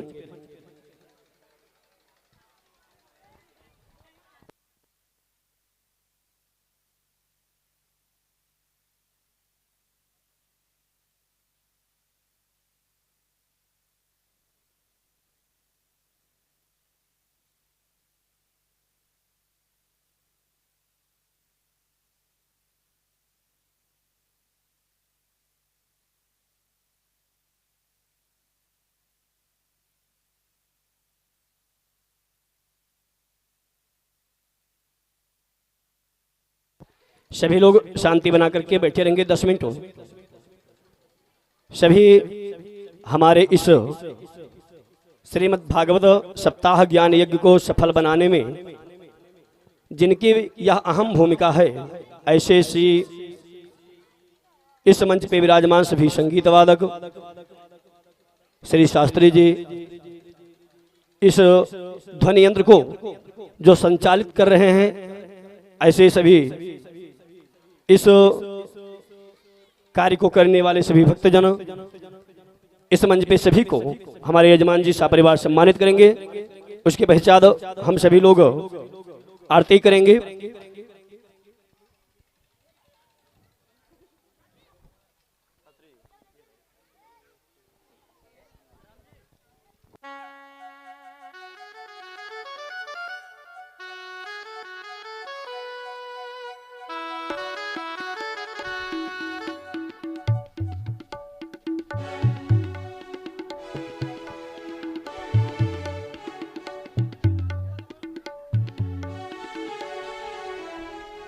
हरिओम।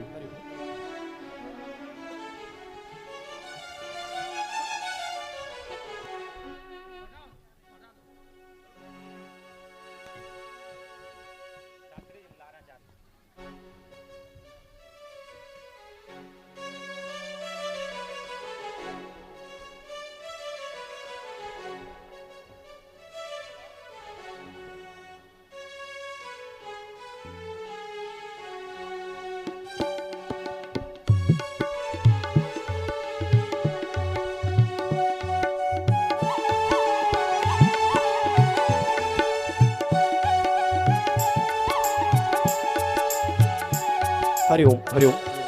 जय श्री सीताराम। इस कथा में हरिओम, जय सीताराम। व्यास जी थोड़ी देर के लुर के रहिए। हरिओम, जय श्री सीताराम।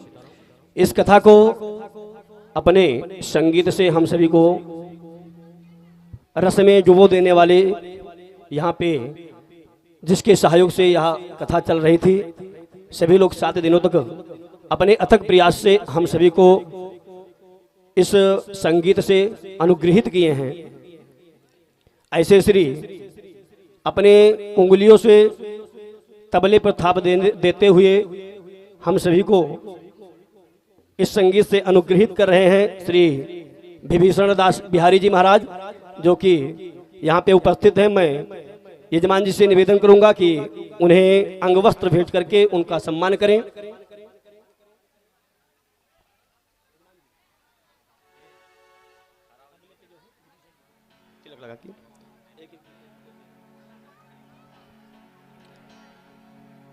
और सभी लोग का साथ चाहिए, सभी लोग ताली बजा करके इनका स्वागत करें। 7 दिन से सभी अथक प्रयास कर रहे हैं, आप सभी को इस संगीत से हम सभी को कृतार्थ कर रहे हैं। श्री विभीषण दास बिहारी जी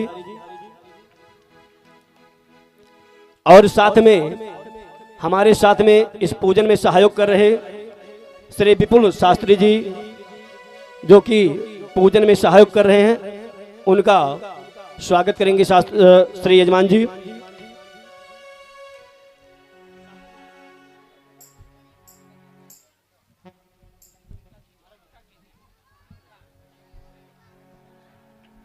सभी लोग ताली बजा करके स्वागत करते रहे।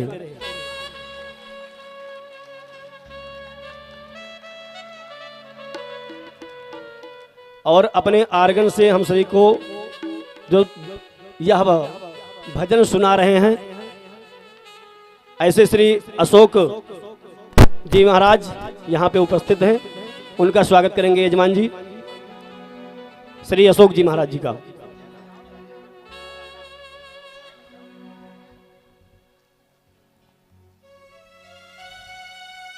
सभी लोग ताली बजा करके स्वागत करते रहे।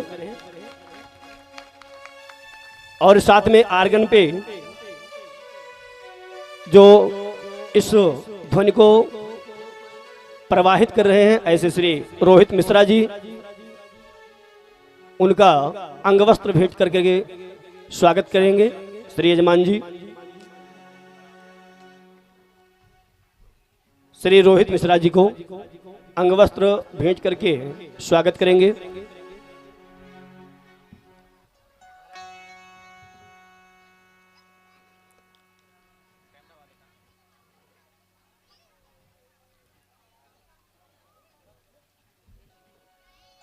सभी लोग ताली बजा करके स्वागत करेंगे श्री रोहित मिश्रा जी का।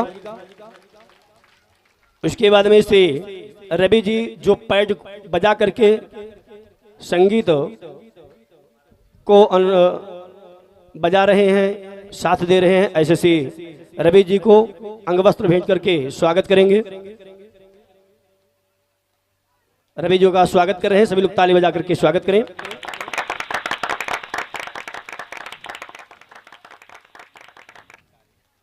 साथ में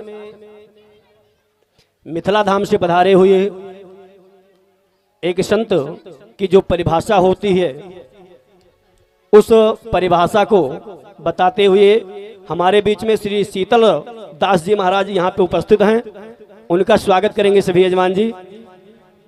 श्री शीतल दास जी महाराज जी का स्वागत करेंगे अंगवस्त्र भेंट करके। सभी लोग ताली बजा करके स्वागत करें।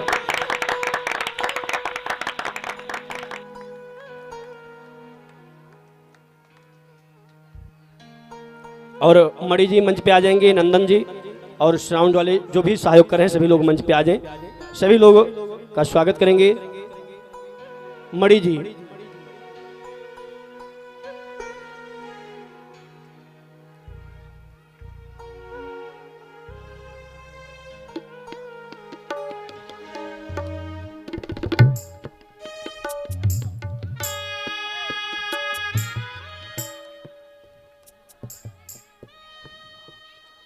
श्री नंदन जी जो कैमरा में कैद कर रहे हैं हम सभी को, उनका स्वागत करेंगे सभी भक्तजन।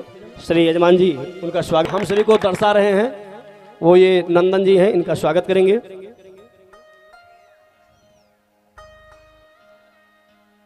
और मणि जी यहाँ पे उपस्थित हैं,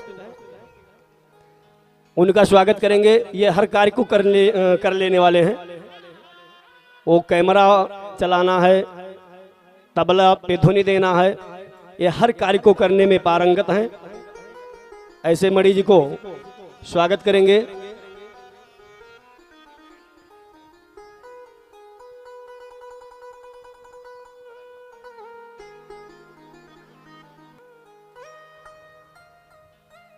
उसके बाद में हमारे साउंड को संचालित करने वाले यहाँ श्री सत्येंद्र जी, ऋतिक जी, सूरज जी जो कि अंबेडकर नगर से चल करके आए हैं, उनका स्वागत करेंगे। जो साउंड को संचालित कर रहे हैं, ध्वनि यंत्र को संचालित कर रहे हैं, जिसके माध्यम से हम सभी कथा को श्रवण कर पा रहे हैं, ये अंबेडकर नगर से चल करके आए हैं। श्री सत्येंद्र जी, ऋतिक जी और सूरज जी का सम्मान करेंगे।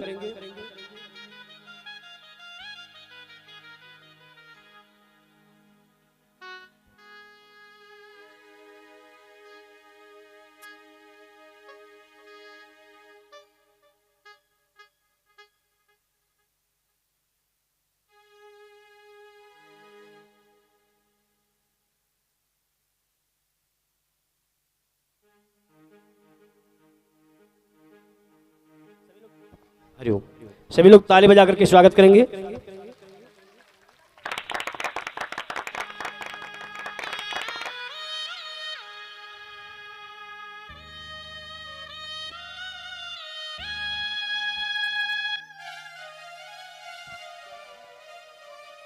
ऋतिक जी जहां कहीं भी हो आ जाए।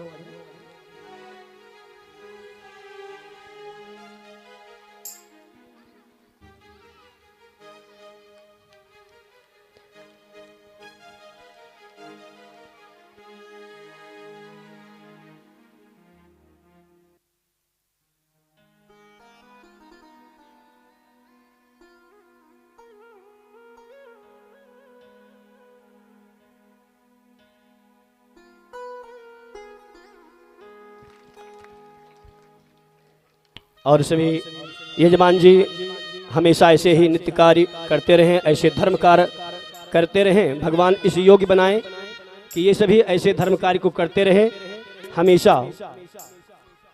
और यह 7 दिन से ये सभी भक्त अथक प्रयास किए हैं।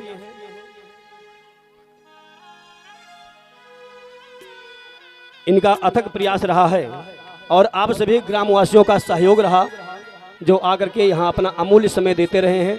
सभी भक्त एक बार अपने लिए ताली बजा करके स्वागत करें। सभी लोग जोरदार ताली बजाएंगे।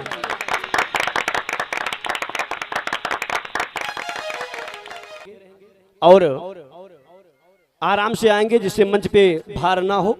सभी लोग एक एक करके आते रहेंगे, महाराज जी को प्रणाम करते हुए पुनः अपने स्थान पे जाकर के बैठ जाएंगे। और साथ में हम सभी आरती भी करेंगे। और विशेष सूचना ये है, हमारे यजमान जी 7 दिन से ये कथा करा रहे हैं। कल हवन का कार्यक्रम रखा गया है सुबह 9 बजे से। सुबह 9 बजे से हवन का कार्य प्रारंभ होगा। तो जो भी भक्त हमारे यजमान जी सपरिवार हवन करेंगे, उसके बाद में 5-5 आहुति जो भी भक्त छोड़ना चाहेंगे वो भोजन करके नहीं आएंगे, बिना भोजन किए हवन कर सकते हैं 5 आहुति। लेकिन हमारे यजमान जी सपरिवार पहले कर लेंगे, उसके बाद में जो भी भक्त हवन करना चाहेंगे 5 आहुति करेंगे, लेकिन भोजन करके नहीं आना है उनको, जो लोग हवन करना चाहेंगे। 7 तारीख को भंडारे का कार्यक्रम रखा गया है। भंडारे का कार्यक्रम, भंडारा का अर्थ होता है कि निमंत्रण, उसमें कोई निमंत्रण का इंतजार न करे, बिना निमंत्रण के सपरिवार आकर के प्रसाद को ग्रहण करें। उसमें सभी का निमंत्रण है। इस व्यासपीठ से हम सभी का निमंत्रण दे रहे हैं। सभी लोग सपरिवार आकर के इस भंडारे प्रसाद को ग्रहण करें, अपने जीवन को कृतार्थ करें और पूड़ी इत्यादि जो भी बनाने में सहयोग कर सके, आप सभी सपरिवार आकर के, सभी भक्त सपरिवार आकर के इस भंडारे में सहयोग करें पूड़ी आदि बेलाने में। तो 7 तारीख को भंडारा है और सभी लोग,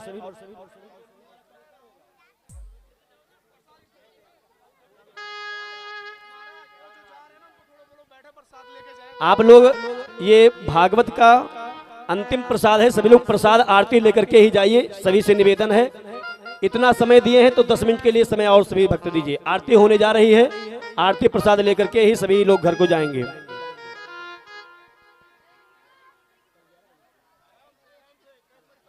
और कल रात्रि में 11 बजे से पूड़ी बेलने का कार्य प्रारंभ होगा, तो सभी लोग आकर के सहयोग करें पूड़ी बेलाने में।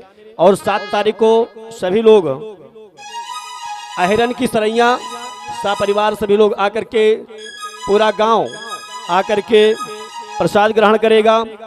देवीगढ़, पासिन का पुरवा, चौबेपुर, मलिहापुर, माकूनपुर, तुला का पुरवा, बरवन सिंह का पुरवा, सीतारामपुर, महमदपुर, अरखपुर, हरगपुर, पंडित का पुरवा और कोहरा, ये सभी भक्त इस गांव वाले सभी लोग आमंत्रित हैं। सभी लोग आकर के भागवत प्रसाद ग्रहण करेंगे परसों यानी 7 तारीख को।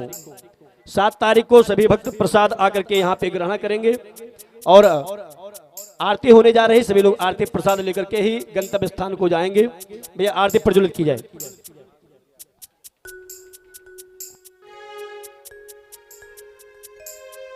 हमारे यजमान जी मंच पे आ जाएंगे, आरती होती रहेगी, सभी लोग आते रहेंगे। जिनको आना है वो धीरे धीरे करके आते रहेंगे और आरती होती रहे।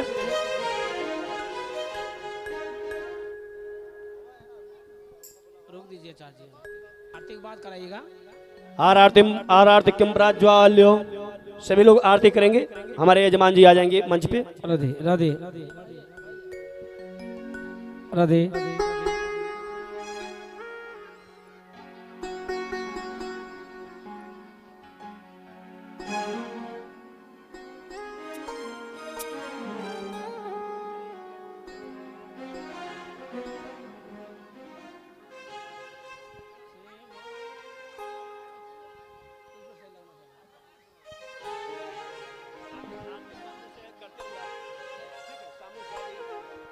सामने से आरती करते रहेंगे हमारे यजमान जी, मंच के सामने से सभी वक्त आरती करते रहेंगे और जिनको आना है वो एक एक करके मंच पर आते रहेंगे।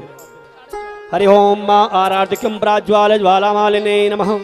जले ज्वाला थले ज्वाला ज्वाला पर्वत मस्तके त्रैलोक्य व्यापिनी ज्वाला ज्वाला देवी नमोस्तुते। ओम ज्वाला मालिने नमः। हरे ओम चंद्रमा मनसो जातकजो सूर्यो अजायत श्रोत्राद्वायुष्य प्राणस्य मुखम् दग्निरजायत। श्री भागवते भगवान की है आरती, पापियों को पाप से है तारती। श्री भागवत भगवान की है आरती, पापियों को पाप से है तारती। श्री भागवत भगवान की है आरती, पापियों को पाप। ए अमर ग्रंथ मुक्ति पंथे पंचम वेद निराला, नव ज्योति जगाने वाला। ए अमर ग्रंथ मुक्ति पंथे पंचम वेद निराला, नव ज्योति जगाने वाला। यही हरि धाम यही, हरि नाम यही, हरि धाम यही, जग के मंगल की है आरती। पापियों को पाप से है तारती, श्री भागवत भगवान की है आरती। पापियों को पाप से है तारती।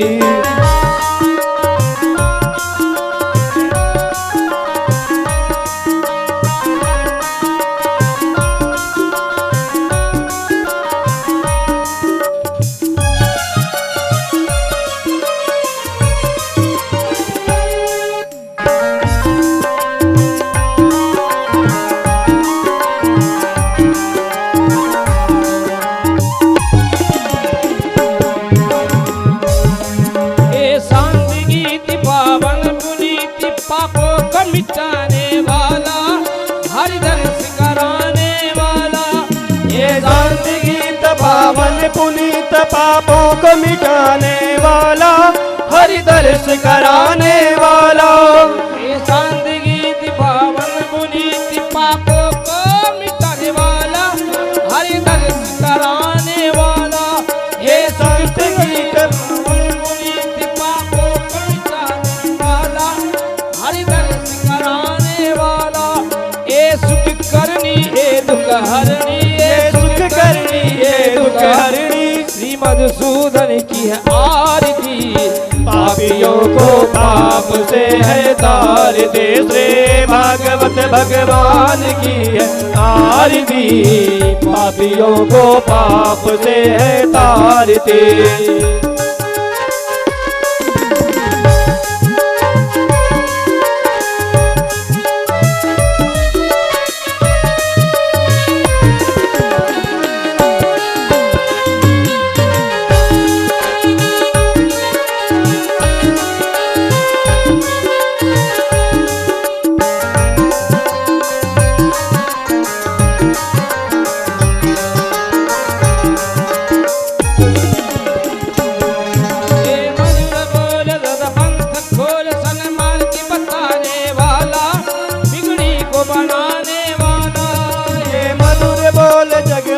खोल सन्मार्ग बताने वाला, बिगड़ी को बनाने वाला। श्री राम यही घनश्याम यही, श्री राम यही घनश्याम यही, श्री राम यही घनश्याम यही, श्री राम यही घनश्याम यही। रब के महिमा की है आरती। पापियों को पाप से है तारते, से भागवत भगवान की है आरती। पापियों को पाप से है तारती। कर्पूर गौरम करुणावतारम संसार सारम भुजगेंदा, सदा वसंतम हृदयारविंदे भवान् भवानी सहितं नमामि। त्वमेव माता सत्ता त्वमेव, त्वमेव बन्धु सत्ता त्वमेव, त्वमेव विद्या सर्वं त्वमेव, त्वमेव सर्वं त्वमेव देव। मनोजवं मारुतुल्यवेगं जितेन्द्रियं बोधिमताम्बरेशं, वातात्मजं वानरयूथमुख्यं श्रीरामदूतं शरणं प्रपद्ये। हरे राम राम राम हरे हरे, हरे कृष्णा कृष्ण कृष्ण हरे हरे, हरे राम राम राम हरे हरे, हरे कृष्णा कृष्ण कृष्ण हरे हरे। श्री भागवत भगवान की है आरती। पापियों को पाप से है तारते, पापियों को पाप से है तारते, पापियों को पाप से है तारती। ओम देवो शान्तिरोन्नर जगं शान्तिः प्रेतवे शान्तिरावः शान्तिरोगधयः शान्तिः वनस्पतयः शान्तिर्विश्वे देवाः शान्तिर्ब्रह्म शान्तिः सर्वगो शान्तिः शान्तिरेव शान्तिः सामा शान्तिरेधि। ओम शीतलेदं जगन्मातः शीतलेदं जगद्पितः शीतलेदं जगदात्रि शीतलाय नमो नमः। आराधक्यं समर्पयामि। जलेन शीतलीकरणम् आराधक्यं ग्रहणं देवता विवन्दनम् आत्मा विवन्दनम्। अतः स्तो वृक्षाल मंत्रपुष्पांजलिं प्रार्थयेत्। हरि ओम मा ओम चुनेन यमय जन्द देवास्तानि धर्माणि वर्तमान्य सन्नादे अनागम महिमानः सचन्द्र पूर्वे साध्याः सन्ति देवाः। हरि ओम राजाधिराजाय प्रशेषाहिने नमो वयं वैश्रवणाय कुर्महे सवे कामान् कामकामाय मह्यं कामेश्वरौ वैष्णवौ ददातु कुबेराय वैष्णवाय महाराजाय नमः। हरि ओम स्वस्ति साम्राज्यं भोजं स्वराज्यं वैराज्यं परमेष्ठं राज्यं महाराज्यमाधिपतमय समन्तवर्यायै स्यात् सार्वभौमः सर्वायुष अनन्तादा प्रारधात् पृथिव्यै समुद्रपर्यन्तायै एकराज्यते तत् एकश्लोको भीगितो परतः परमेष्ठारो मर्तस्यावसन् गृहे आविर्चित्तस्य कामप्रेरविषवे देवाः सभासद इति। हरे ओम मा विश्वादचारोदापिस्वादो मोगापिस्वादो पाहोरोदापिस्वादस्वाद सम्बाहुव्यं धमति सम्पात्रैर्द्या वा भूमिज्जनयन्तेव एकः। हरे ओम एकदन्ताय विद्महे वक्रतुण्डाय धीमहि तन्नो दन्तिः प्रचोदयात्। हरि ओम सुभगायिन्यै च विद्महे काममालिन्यै च धीमहि तन्नो गौरिः प्रचोदयात्। हरि ओम नन्दनन्दनाय विद्महे यशोदानन्दनाय धीमहि तन्नो कृष्णः प्रचोदयात्। हरि ओम वृषभानुजाय च विद्महे कृष्णप्रियायै च धीमहि तन्नो राधा प्रचोदयात्। हरि ओम जनकात्मजायै च विद्महे रामप्रियायै च धीमहि तन्नो सीता प्रचोदयात्। हरि ओम दशरथात्मजायै च विद्महे सीतावल्लभाय च धीमहि तन्नो रामः प्रचोदयात्। हरि ओम तत्पुरुषाय विद्महे महादेवाय धीमहि तन्नो रुद्रः प्रचोदयात्। सेवन्ति काव्यकुलजाम्बगवाजलाब्जय पौर्णागजातिकरवीररसालपुष्पै बेल्वप्रवाल तुलसी तलमाञ्जरेभि त्वाम्भोजयामि जगदीश्वर मे प्रसीद। नानासुगन्धवसुपाणि यथा कालो भवानि च पुष्पाञ्जलिर्मया दत्तो गृहाण परमेश्वर। ओम भूर्भुवस्वास्त्री पुराण प्रसुत्तमाय नमः व्यासाय नमः व्यासबीजाय नमः। प्रार्थना पूर्वक चरण कमलेषु अनंत कोटि वंश पुष्पांजलिं समर्पयामि नमस्करोमि प्रणमाम्यहम्। सभी लोग जयकारा तेज से लगाएंगे, इसके बाद में कोई कहने नहीं आएगा कि आप जयकारा लगाइए, तेज से जयकारा सभी भक्त लगाएंगे। बोले भागवत भगवान की, बोले श्री सुखदेव जी महाराज की, बोले परीक्षित जी महाराज की, बोले श्री व्यास जी महाराज की, बोले हनुमान जी महाराज की, बोले शंकर भगवान की, बोले अयोध्या नाथ की, बोले रामलाला सरकार की, बोले बांके बिहारी लाल की, श्री वृंदावन धाम की, अयोध्या धाम की, अवध सरयू की, रमते राम की, श्री कनक भवन कनक बिहारी बिहारणो जो सरकार की, श्री राम जन्मभूमि की, श्री कृष्ण जन्मभूमि की, श्री काशी विश्वनाथ की, गौ माता की, भारत माता की, श्री महाराज जी की, ग्राम वासियों की, अहिरन की सरैया की, यजमान देव की, उनके सकल परिवार की, उनके माता पिता की, उनके गुरु गोविंद की, सभी भक्तजनों की, यहाँ पर आने वालों की, यहाँ पर ना आने वालों की, धर्म की, धर्म की, अधर्म का, अधर्म का, प्राणियों में विश्व का, गौ माता की, भारत माता की, भारत माता की। ओम नमः पार्वती पतये हर हर महादेव। सर्वे भवन्तु सुखिनः सर्वे सन्तु निरामयाः सर्वे भद्राणि पश्यन्तु मा कश्चित् दुःखभाग् भवेत्। हरि ओम शान्तिः शान्तिः शान्तिः सुशान्तिर्भवतु सर्वारिष्ट शान्तिर्भवतु। सभी भक्त सभी लोग पीछे हो जाएं, सभी लोग मंच से दूर हो जाएं और उसके बाद में अपने यथास्थान पे बैठ जाएं। सभी लोग बैठ जाइए आरती प्रसाद आप सभी तक पहुंचेगी। सभी लोग शांति बनाए रखें। आरती प्रसाद लेते हुए अपने यथास्थान को जाएंगे।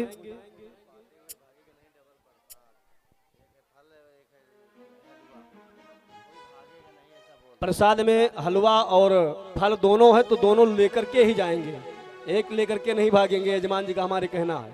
तो सभी लोग और बाहर पिए पदार्थ शरबत है, सभी लोग पी करके जाएंगे। प्रसाद पा करके और पिए पदार्थ शरबत की व्यवस्था है, सभी लोग शरबत पीते हुए जाएंगे। गर्मी का मौसम है, सर्दी किसी को नहीं होगा, सभी लोग पीते हुए जाएंगे। सभी लोग आरती प्रसाद लेकर के ही जाएंगे। जय श्री राधे, जय श्री सीताराम। व्यास जी के मुखारविंद से भजन सुनते हुए और प्रसाद लेते रहिए सभी लोग। श्री व्यास जी वृंदावन बिहारी लाल की जय हो। भागवत भगवान की। मेरा दिल तुझ पे कुर्बान मुरलिया वाले रे। हाय कुर्बान कुर्बान कुर्बान, हाय कुर्बान कुर्बान कुर्बान, हाय कुर्बान कुर्बान कुर्बान, हाय कुर्बान कुर्बान कुर्बान।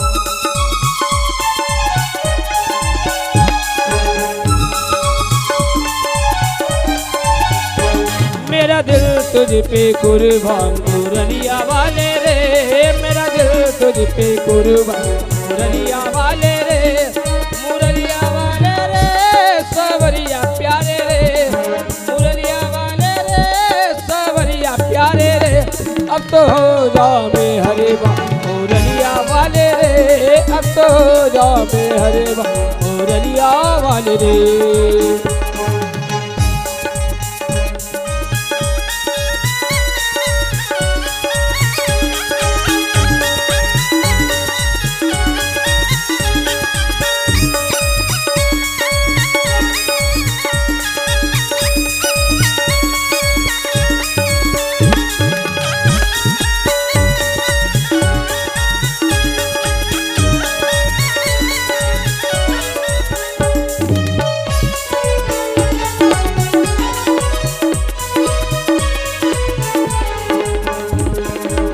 मैं तो दीवाना तेरा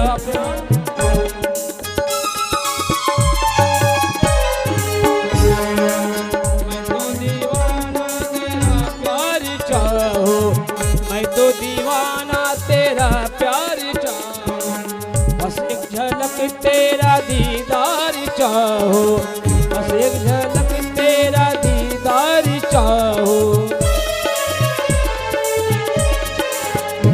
मेरे दिल की दूंगा मुरलिया वाले रे।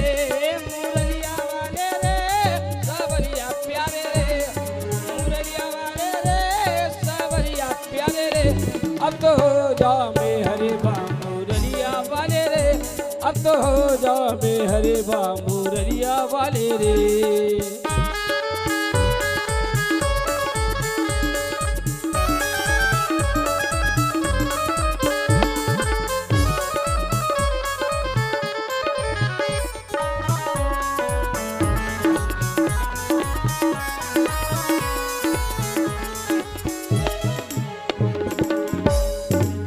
जब से देखी है तस्वीर तेरी।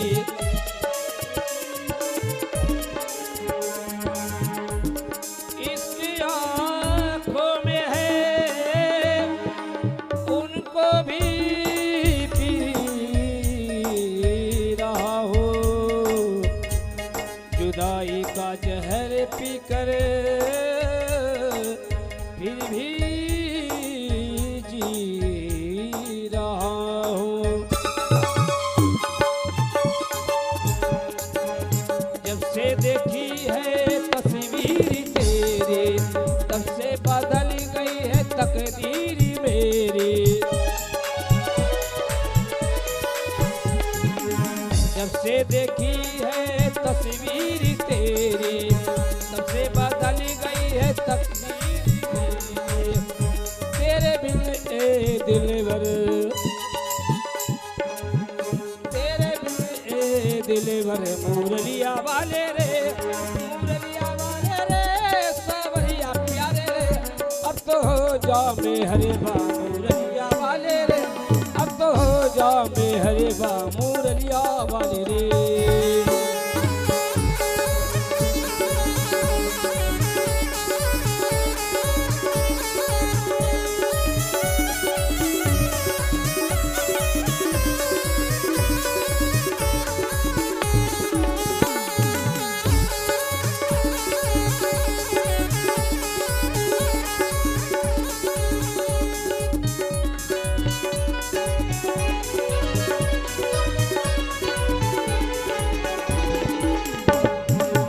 चाहे मुझे कुछ भी कह ले जमाना,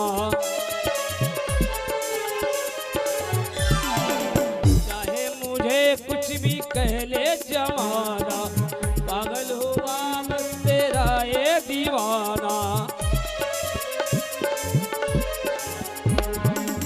चाहे मुझे कुछ भी कह ले जमाना, पागल हुआ बस तेरा ये दीवाना। अब तो तू ही मेरी जान, अब तो तू ही मेरी जान मुरलिया वाले रे, मुरलिया वाले रे सावरिया प्यारे रे, मुरलिया वाले रे सावरिया प्यारे रे। अब तो हो जा में हरे बा मुरलिया वाले रे, अब तो हो जा में हरे बा मुरलिया वाले रे। हाय कुर्बान कुर्बान कुर्बान, हाय कुर्बान कुर्बान कुर्बान, हाय कुर्बान कुर्बान कुर्बान, हाय कुर्बान कुर्बान कुर्बान। मेरा दिल तुझ पे कुर्बान मुरलिया वाले रे, मेरा दिल तुझ पे कुर्बान मुरलिया वाले। बोले वृंदावन बिहारी लाल की जय, भागवत भगवान की जय, व्यास जी महाराज की जय।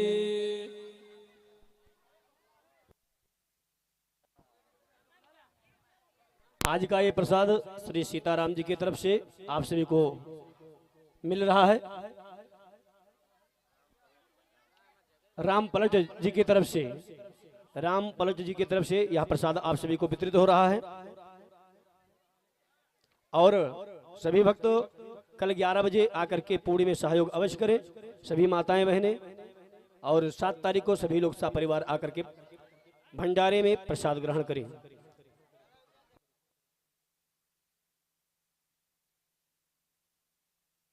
और आगे की सूचना श्री विभीषण बिहारी जी महाराज आप सभी को देंगे।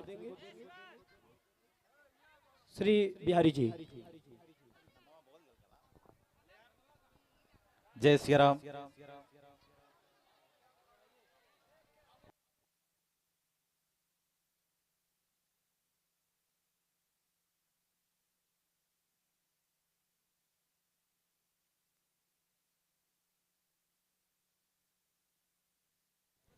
जय श्री राम। श्री राम। एक बार सभी लोग जोर से जयकारा बोलेंगे, बोलिए राघवेंद्र सरकार की। मैं पुनः उसी बात को दोहराऊंगा कि यह आवाज हमको नहीं लगता है कि अमेठी भी पार किया होगा, इतना तेज होना चाहिए। इसको थोड़ा डाउन कर दीजिए कि अयोध्या धाम यह आवाज पहुंचे। बोलिए अयोध्या धाम की। बहुत बहुत धन्यवाद सभी भक्तों को जो इस अपने अमूल्य समय में से समय को निकालकर ज्ञान गंगा में गोता लगाकर अपने जीवन को कृतार्थ कर रहे हैं। फिर यह आपके जीवन में कब मिलेगा, कैसे मिलेगा, कहां मिलेगा, इसे कोई नहीं जानता है। आज कथा का विराम दिवस बड़े ही धूमधाम से हम सभी लोग आज 7 दिनों से संगीतमय श्रीमद् भागवत कथा ज्ञान गंगा में गोता लगाकर अपने जीवन को कृतार्थ कर रहे थे। बड़े ही सौभाग्यशाली हम सभी इस नगर के वासी हैं, इस क्षेत्र के वासी हैं। इसी क्रम में निवेदन करेंगे कि हम सभी लोग जो भी यहाँ पर कथा भजन सत्संग देखे हैं, सुने हैं, यह सभी हम सभी को सोशल मीडिया के यूट्यूब प्लेटफॉर्म अथवा फेसबुक पे आपको यह उपलब्ध है। यूट्यूब पर सर्च करेंगे पुष्प टीवी, जिसका मीनिंग है PUSP_TV।